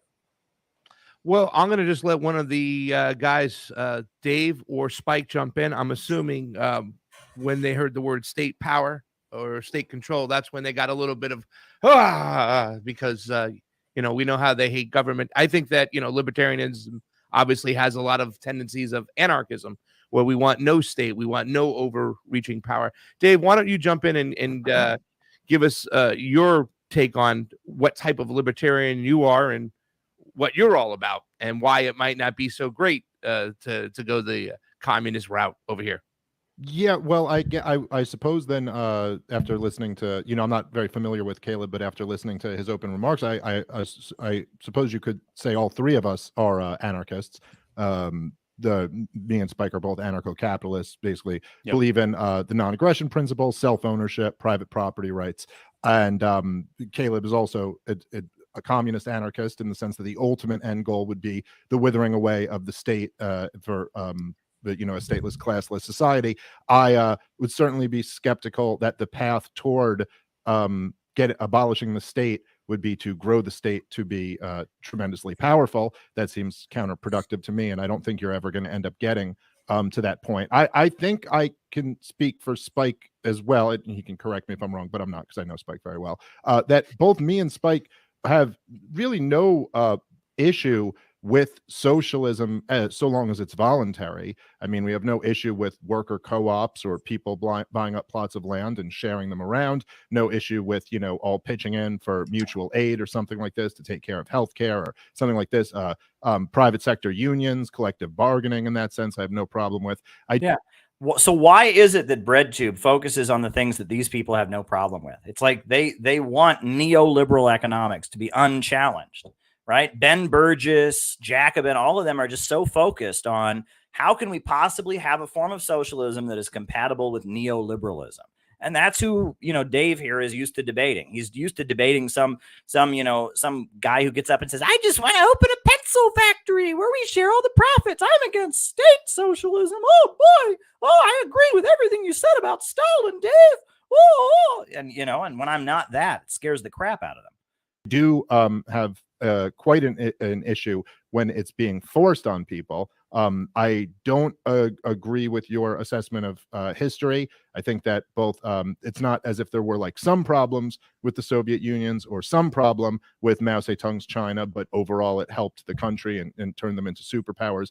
I think these were two of the most horrific regimes that have ever existed. And I would say that China has, while they're still, of course, the in name Communist Party, that's the one party dictatorship over there, they certainly have moved far away from the communism of Mao Zedong, announcing that wealth is now good, making it much easier for people to start businesses and make money. I think. When did I say wealth wasn't good? I mean, I said that is an essential part of Marx, right? Vast material abundance. I mean, that wealth being good has always been a part of Marxism. Read the Critique of the Goethe Program, read Socialism, Utopian and Scientific. Communists have always been in favor of increasing wealth, and the problem with capitalism is the problem of overproduction, right? The problem that Capitalism holds back the creation of wealth.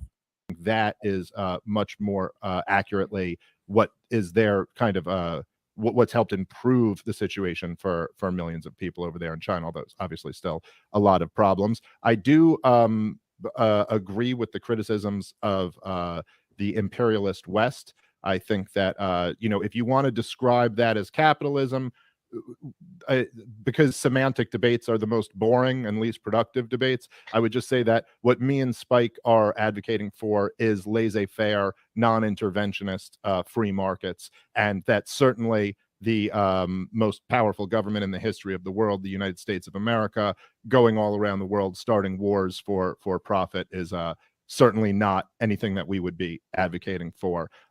So I'll say this, that in the spirit of what we've talked about the last few times on the show, we are all opposed to the American warfare machine.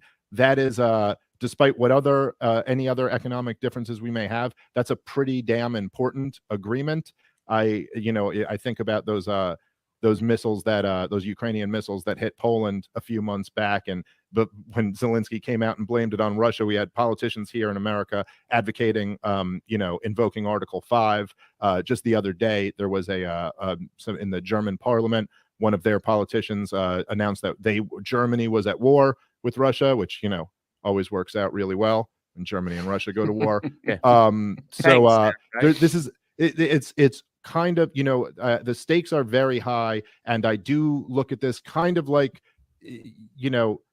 if you were like an abolitionist during slavery and you were like, but we disagree on tax policy or something like that, it'd still be a pretty important issue that you were both on the same side of. So I do kind of feel that, but I don't know. I guess I could stop there. Let Spike go. Well, we'll let Spike jump in, because this question I have for Spike is what Dave just said, the one thing talking about like. Anyhow, you can watch all of that another time. It's here on the YouTube channel. Just type in Dave Smith or whatever. Anyway, I'm going to start answering people's super chat questions. That was long and tedious, and I could have let that go on for another 15 minutes, or we could have just started what we're doing here. So some people this week have equated Russia's invasion of Ukraine with Israel invading Gaza. Wah, wah, wah. Please point out the differences in the two conflicts. Why Russia is justified, not Israel. Yeah. Ukraine has had its government overthrown and has had a U.S. regime put in power. And that U.S. NATO regime has been stockpiling huge weapons and murdering the people in the eastern regions. And Russia signed a peace treaty, the Minsk Accords, to try and get them to stop doing it. So Russia ultimately moved in to protect the people in the eastern regions. Gaza, on the other hand, is an occupied territory. It's an open-air prison that is surrounded, and the people there have no rights and are subject to brutal occupation. And they've decided to push back. Pretty big difference there. Pretty big difference. Yeah, there you go.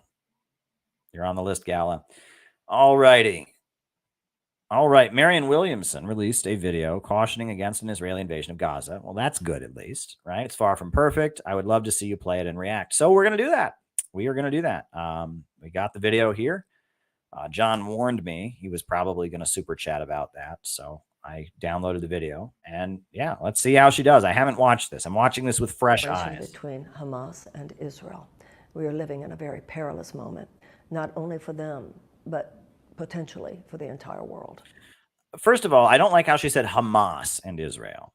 All right. So that immediately she's trying to not get you to think about the Palestinian civilians. She's just trying to say Hamas, right? Israel doesn't kill any civilians. They just kill Hamas, right? All the innocent people they kill. Every single person in Gaza is Hamas. I hope you read my statement about this. It's called Hamas and Israel. An eye for an eye leaves everyone dead. You can find it either on my Substack or on any of my social media channels. But most specifically, She looks really scared, I must say. She looks very, very nervous. You know, this isn't, she's not speaking with her full voice. She's kind of has her deer in the headlights. I think she's a little nervous about how this could unfold. while that article included an analysis of the entire situation, I want to talk to you specifically about what is happening in this moment and what could be happening over the next few hours. I understand the fury of the Israelis. I understand the fury of every Jew. I feel it myself. The acts of terrorism that were perpetrated against innocent Israeli citizens a week ago are absolutely unacceptable.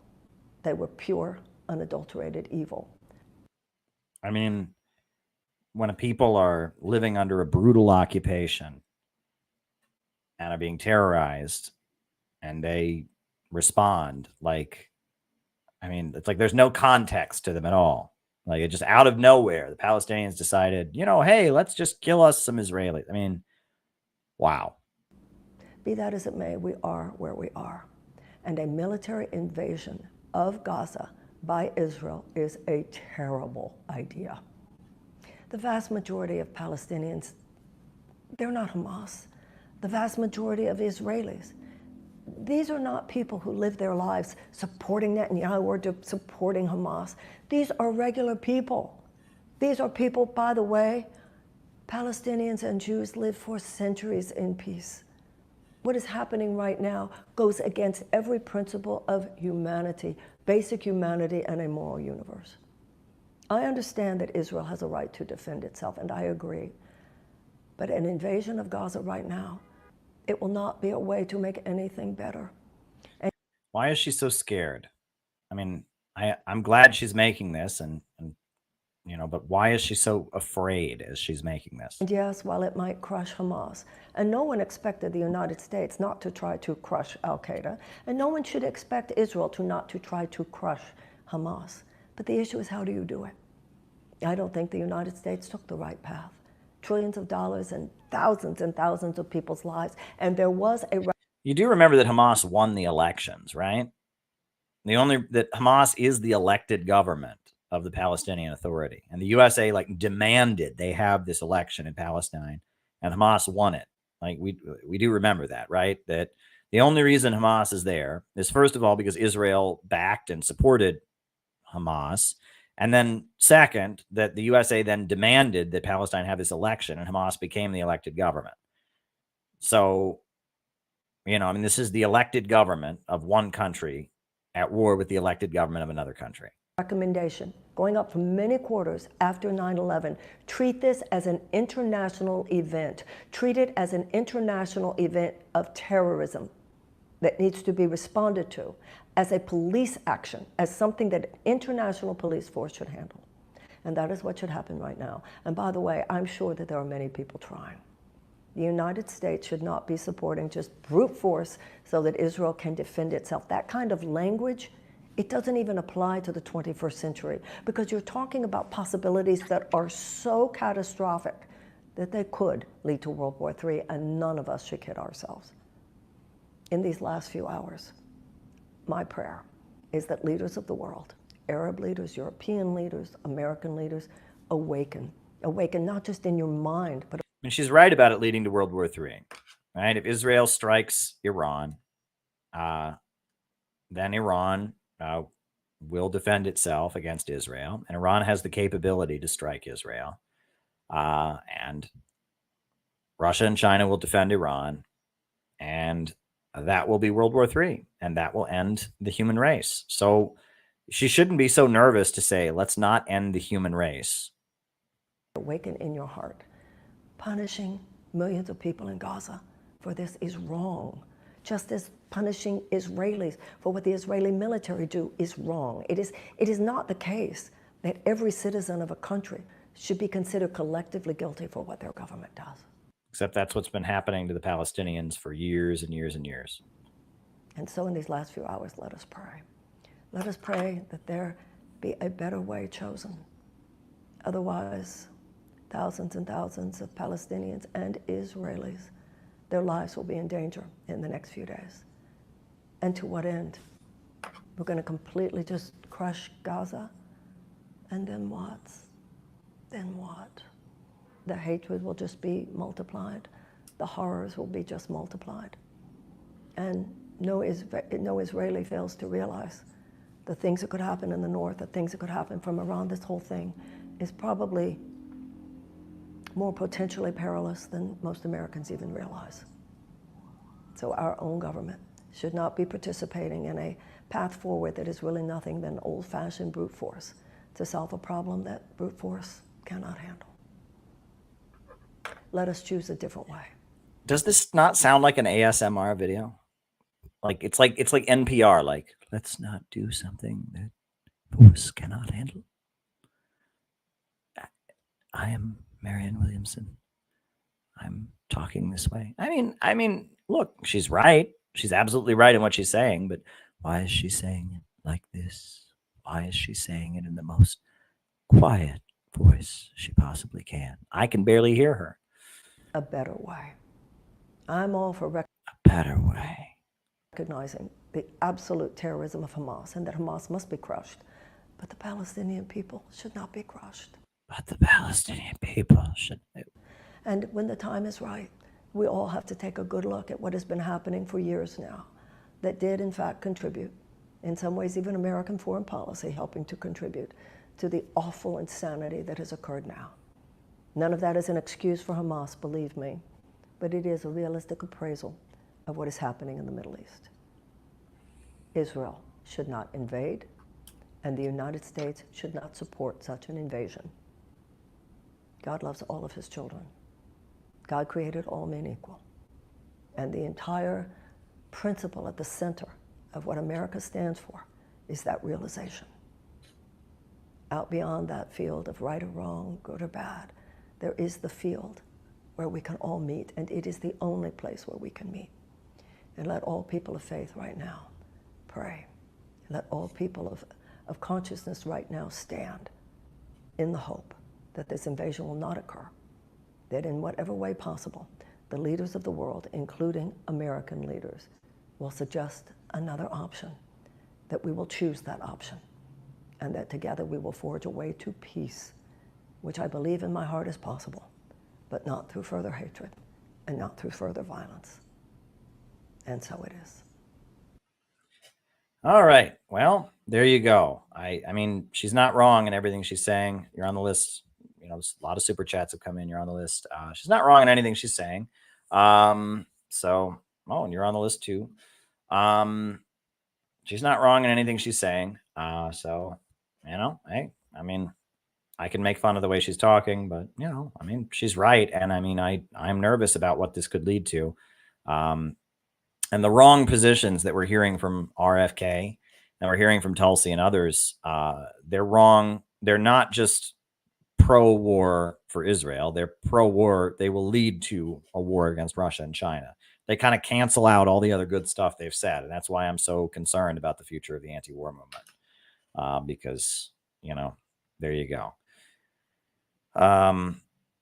COVID testing in China. I mean, they do them. I mean, is there something I'm missing here? I mean, they do COVID tests in China. I mean, they're, you know, that's one thing about China. I must say, I don't know enough about it on the one hand, so I'm not going to condemn. I would never condemn China because I just don't know enough about it, and I'm not in a position to condemn them. But at the same time, you know, I mean, some of the stuff I hear about, you know, lockdowns over here have been devastating. And the position of some of the American communist groups, PSL, you know, they call for more lockdowns and stuff. That's not a good position to take. So there you go. Tito's partisan brigades used similar tactics. Yes, they did, right? And that was the whole strategy of the Popular Front, right? The 7th World Congress of the Communist International in 1935, the World Communist Movement gathered in Moscow, and they mobilized to become and position themselves as the best fighters against fascism. And by doing so, they would then be at the center of the global anti-fascist movement and take power. And it worked. And it worked in China, and it worked in the Korean Peninsula, and it worked in Eastern Europe, and it was a very, very effective strategy. Georgy Dimitrov was a brilliant strategist for the Comintern, and the anti-fascist work of the Communist International was very successful. Are end times prophecies politically relevant? Yes, they are. First of all, I would argue that the the widespread evangelical end times prophecies, as I discussed last night with Tyler McConnell, are not, I mean, they're wrong and they're dangerous. They lead to very Zionist conclusions. You must always support Israel, etc. So, you know, they are toxic. You know, the standard evangelical end times prophecy that leads to support Israel so they can build the temple. So, you know, the second coming can happen. I mean, that's toxic, right? That Tim LaHaye stuff, the Left Behind books, those were really popular when I was a kid. I watched the movie, I think the first movie at my church, we discussed it. And yeah, that stuff is not good. That stuff is not good. And I remember what I remember about the movie Left Behind was Putin was clearly the bad guy.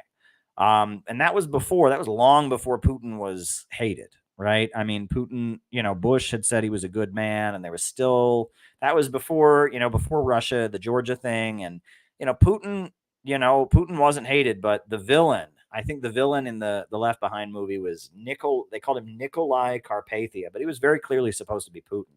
And it was like Putin was the Antichrist. You know, so they were on the anti-Russian drumbeat, even back then. So if I remember correctly, I never read the Left Behind books, but I do remember the Left Behind movie that I saw when I was a kid. And the Left Behind movie, the villain, the Antichrist character was supposed to be Putin. And in the Left Behind books of the 80s, apparently it was communism was the Antichrist. In the 1980s version, there was a 1980s series of books that were similar to Left Behind that were widely studied. And in that, communism, it was about anti-communism. I forget the name of those books, but it just shows you how long they've been working on these things. But yeah, I remember when I was a kid at my church, they showed the Tim LaHaye movie, the Left Behind movie, and the villain was named Nikolai Carpathia.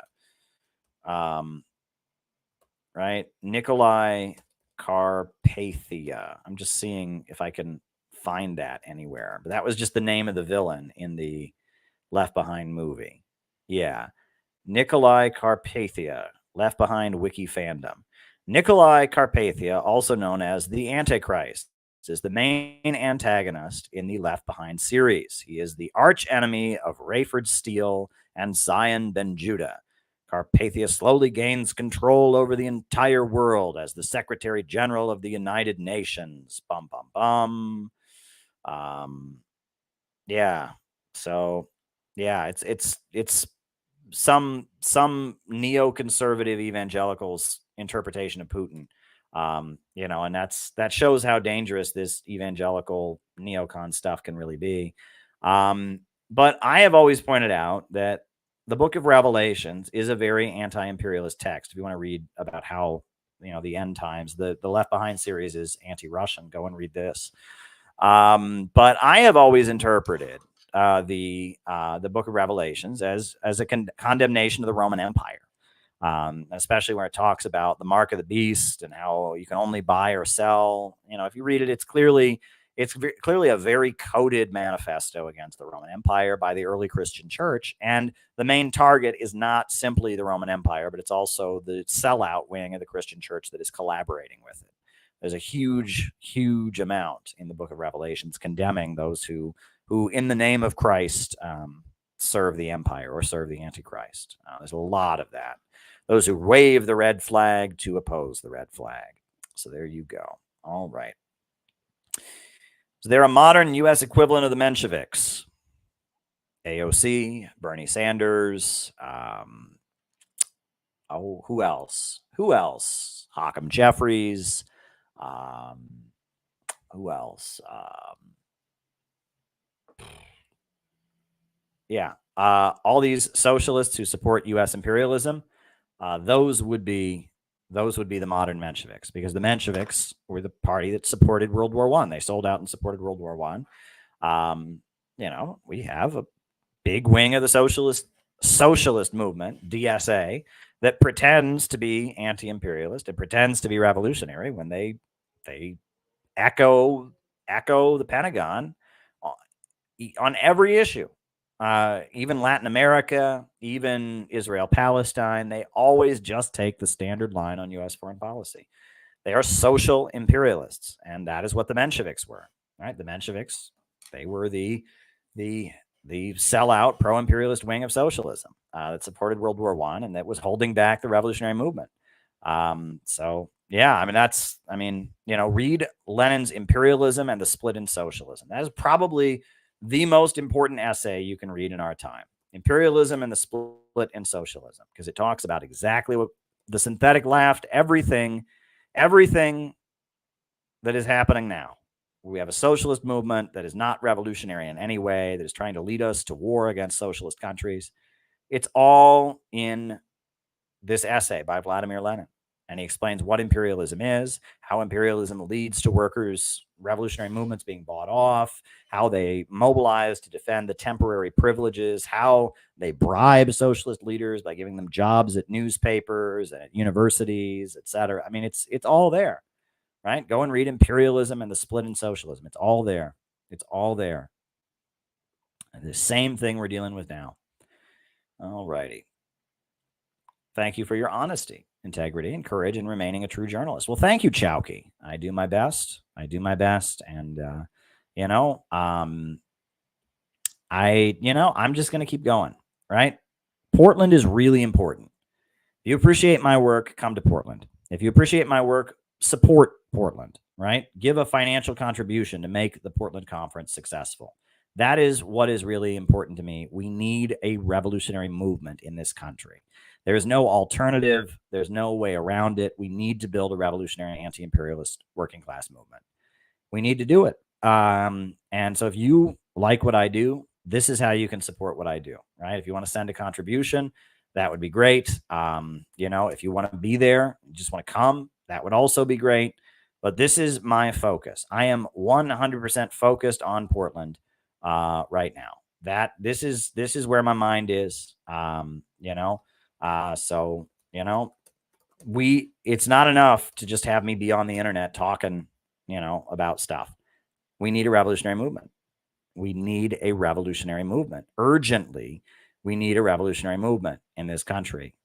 And that requires us to mobilize for an anti-imperialist conference in Portland. We need you there. We need you to build it. We need a movement, period. We need it. We need it. There we go. Okay. All right. BRICS can save America. Yes, it can. BRICS is the emerging new financial alternative world. And we need BRICS more than ever, right? We absolutely need BRICS. We absolutely need it. You're absolutely right, John. And John, I have heard this new song by David Rovics. I can't play it on here. I think the contents probably violate the YouTube terms of service. It's a bit of a downer. I mean, it's true. I mean, he's describing it's go and listen to it. John provided the link. It's a beautiful song, but it's a particularly dark, and it's about what it's like to be living in Gaza right now. As the bombs rain down. It's a particularly dark song. It's particularly sad, and I listened to it, and I don't think I could get away with playing it on this channel. And I also just, unfortunately, I'm trying to spread hope, as hard as that is. I'm trying to spread hope in a world of darkness, and I just don't feel I could play that on here, John. I hope you can understand. I'm trying my best to remain optimistic. And be optimistic in these dark times. And, it's awful. It is absolutely awful. And what bothers me the most, and I talked about this on the stream this morning, and I'll talk about it again, I'm sure, is that there are some people that are satisfied with the state of affairs, right? I mean, I see these leftists that are on a hamster wheel, these little tiny communist groups that keep getting smaller. No, they don't want any new ideas. No. They're satisfied. They're satisfied. How can you be satisfied with what's happening in Gaza right now? How can you be satisfied with, we urgently need a serious revolutionary movement that actually wants to win. And the fact that these forces are satisfied, it's horrifying to me. It's absolutely horrifying to me. And how can these forces be satisfied? And they're getting more and more irrelevant. They don't want to adopt new tactics. They don't want to help anything really be accomplished. They just are they're just satisfied. Oh yeah, well, we had our little Palestine rally. It infuriates me. It absolutely infuriates me. So there you go. All right. out of all the pseudo-socialists, Vosh is one of the most dangerous ones. I'm glad you took him down in your amazing book. Unfortunately, he still has a large audience. Of course he does, because it's rigged. I also took him down in our debate. I'll show a little clip of that just because, right? Just because. This is a clip I called Vosh Hates Nelson Mandela. I'll skip. I say I'll skip the intro. By your intentionality there, I'd be interested in seeing if we could arrive at an amicable resolution. Also, if I do at any point seem tired or out of it, it is not because I'm disinterested in this conversation. It's because I just suffered critical brain damage following an earlier debate today. But hopefully that will not affect me. I am a strong man, and I will try my best. Okay, that's all I have to say. All right. Shall I go ahead? Yeah, go ahead, please. Vosh, we may not agree on a lot, but one thing I think we can agree on is that Fox News is no good. And you'll notice that whenever they have a Muslim on Fox News, one of the tactics they will use is they'll say to the Muslim guest, they'll say, "Do you denounce Hamas?" And of course, the Muslim guest will say, "I denounce terrorism. I'll oppose that." That's not enough. You must denounce Hamas. When they have an anti-racist activist or an activist against police brutality on Fox News, they'll say, "Do you denounce Black Lives Matter? Do you denounce the radicals and the Black Panthers?" And they'll respond, "Of course we denounce violence. Of course we denounce law breaking." No, that's not good enough. Somebody in the Black movement said something radical. We want you to denounce them. This tactic of demanding that people denounce other people in their movements is a tactic that the right wing has used against progressive forces and consistently uses.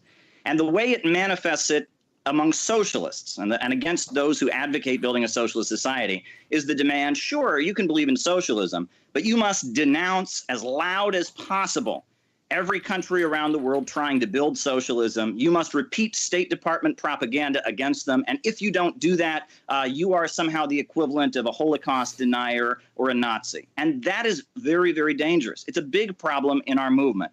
Now, Vosh, I know that you and I have very, very different definitions of socialism. I'm not going to change your mind, but I'm going to tell you the definition of socialism that I understand. It comes from Frederick Engels, from his book, which is one of the most important books in the history of Marxism, Socialism, Utopian and Scientific, where he says that socialism is when, quote, "the proletariat seizes public power and by means of this transforms the socialized means of production, shipping them from the hands of the bourgeoisie into public property. Socialized production upon a predetermined plan becomes henceforth possible, and anarchy in social production vanishes."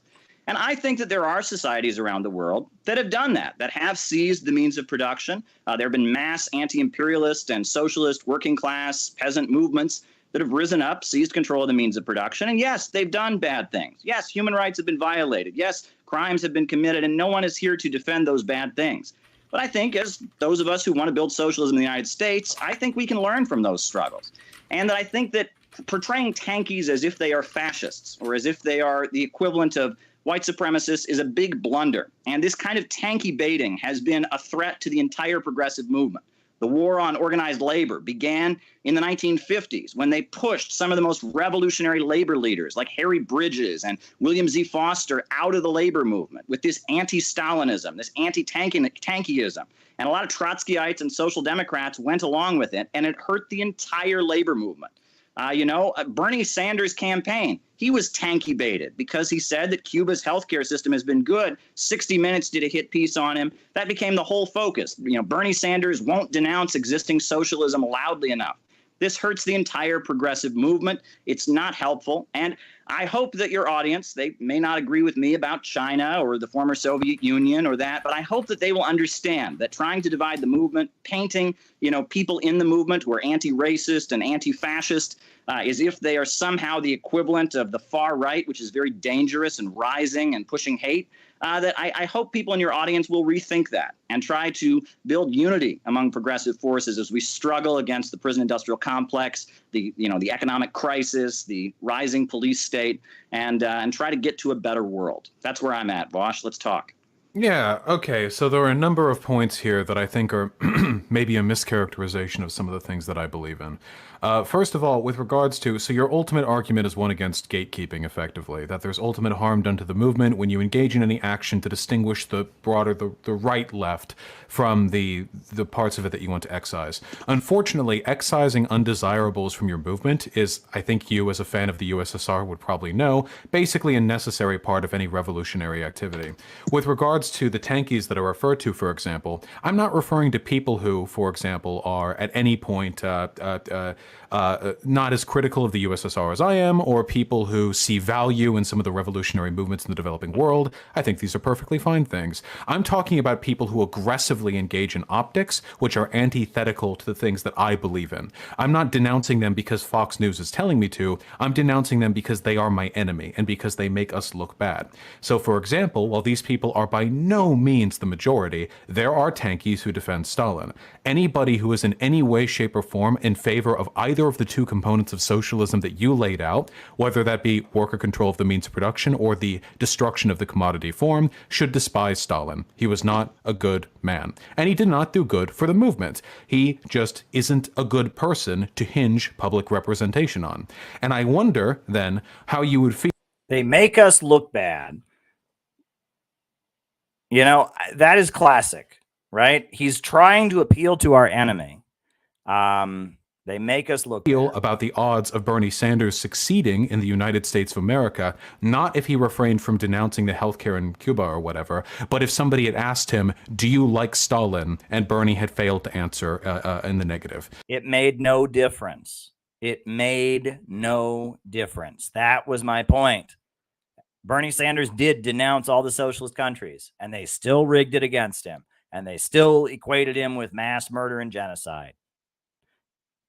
My issue here is that I think we're blurring the lines between people who have minor ideological differences but a shared goal and people who do not share a goal with me. Because there are people who defend bad things. When I hear people who are unironically defending, it's off the hands, like the Holdomer denials, like, oh, it was necessary, you know, the kulaks were hoarding grain, there was nothing they could have done, they diverted grain. Like, that's not what anyone says about Holodomor.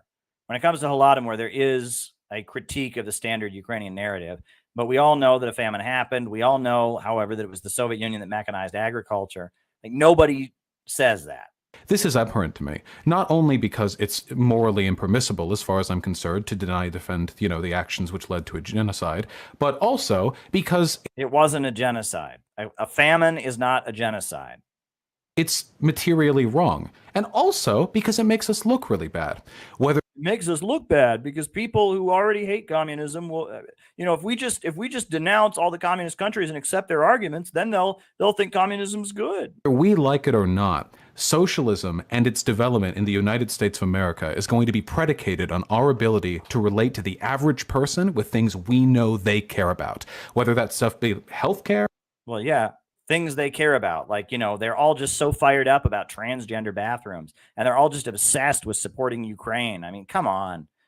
You want to relate to people about things that the ultra rich care about, that you've been sent to care about for them. Or ending foreign war, or bringing about a reconciliation between... Ending foreign war. This guy literally fundraises for the Azov battalion. He's obsessed with sending weapons to Taiwan. This guy is the biggest cheerleader for foreign war you ever met. And those who have wealth divides between them. I don't think we can achieve this by allowing people who adopt the aesthetics, optics, and rhetoric of authoritarian... The aesthetics? What is wrong with that? What, you know, the aesthetics, right? People who dress like people in the Soviet Union. Why is that a crime? The aesthetics. Oh, you know, it's like he wants everyone to be a grunge, you know, a disgusting grungy punk rock kid like him. Like he's upset about the aesthetic. The Soviet Union people, they exercised too much. They dressed too nice. To run rampant within our movement. All right. May I respond? Yes, please.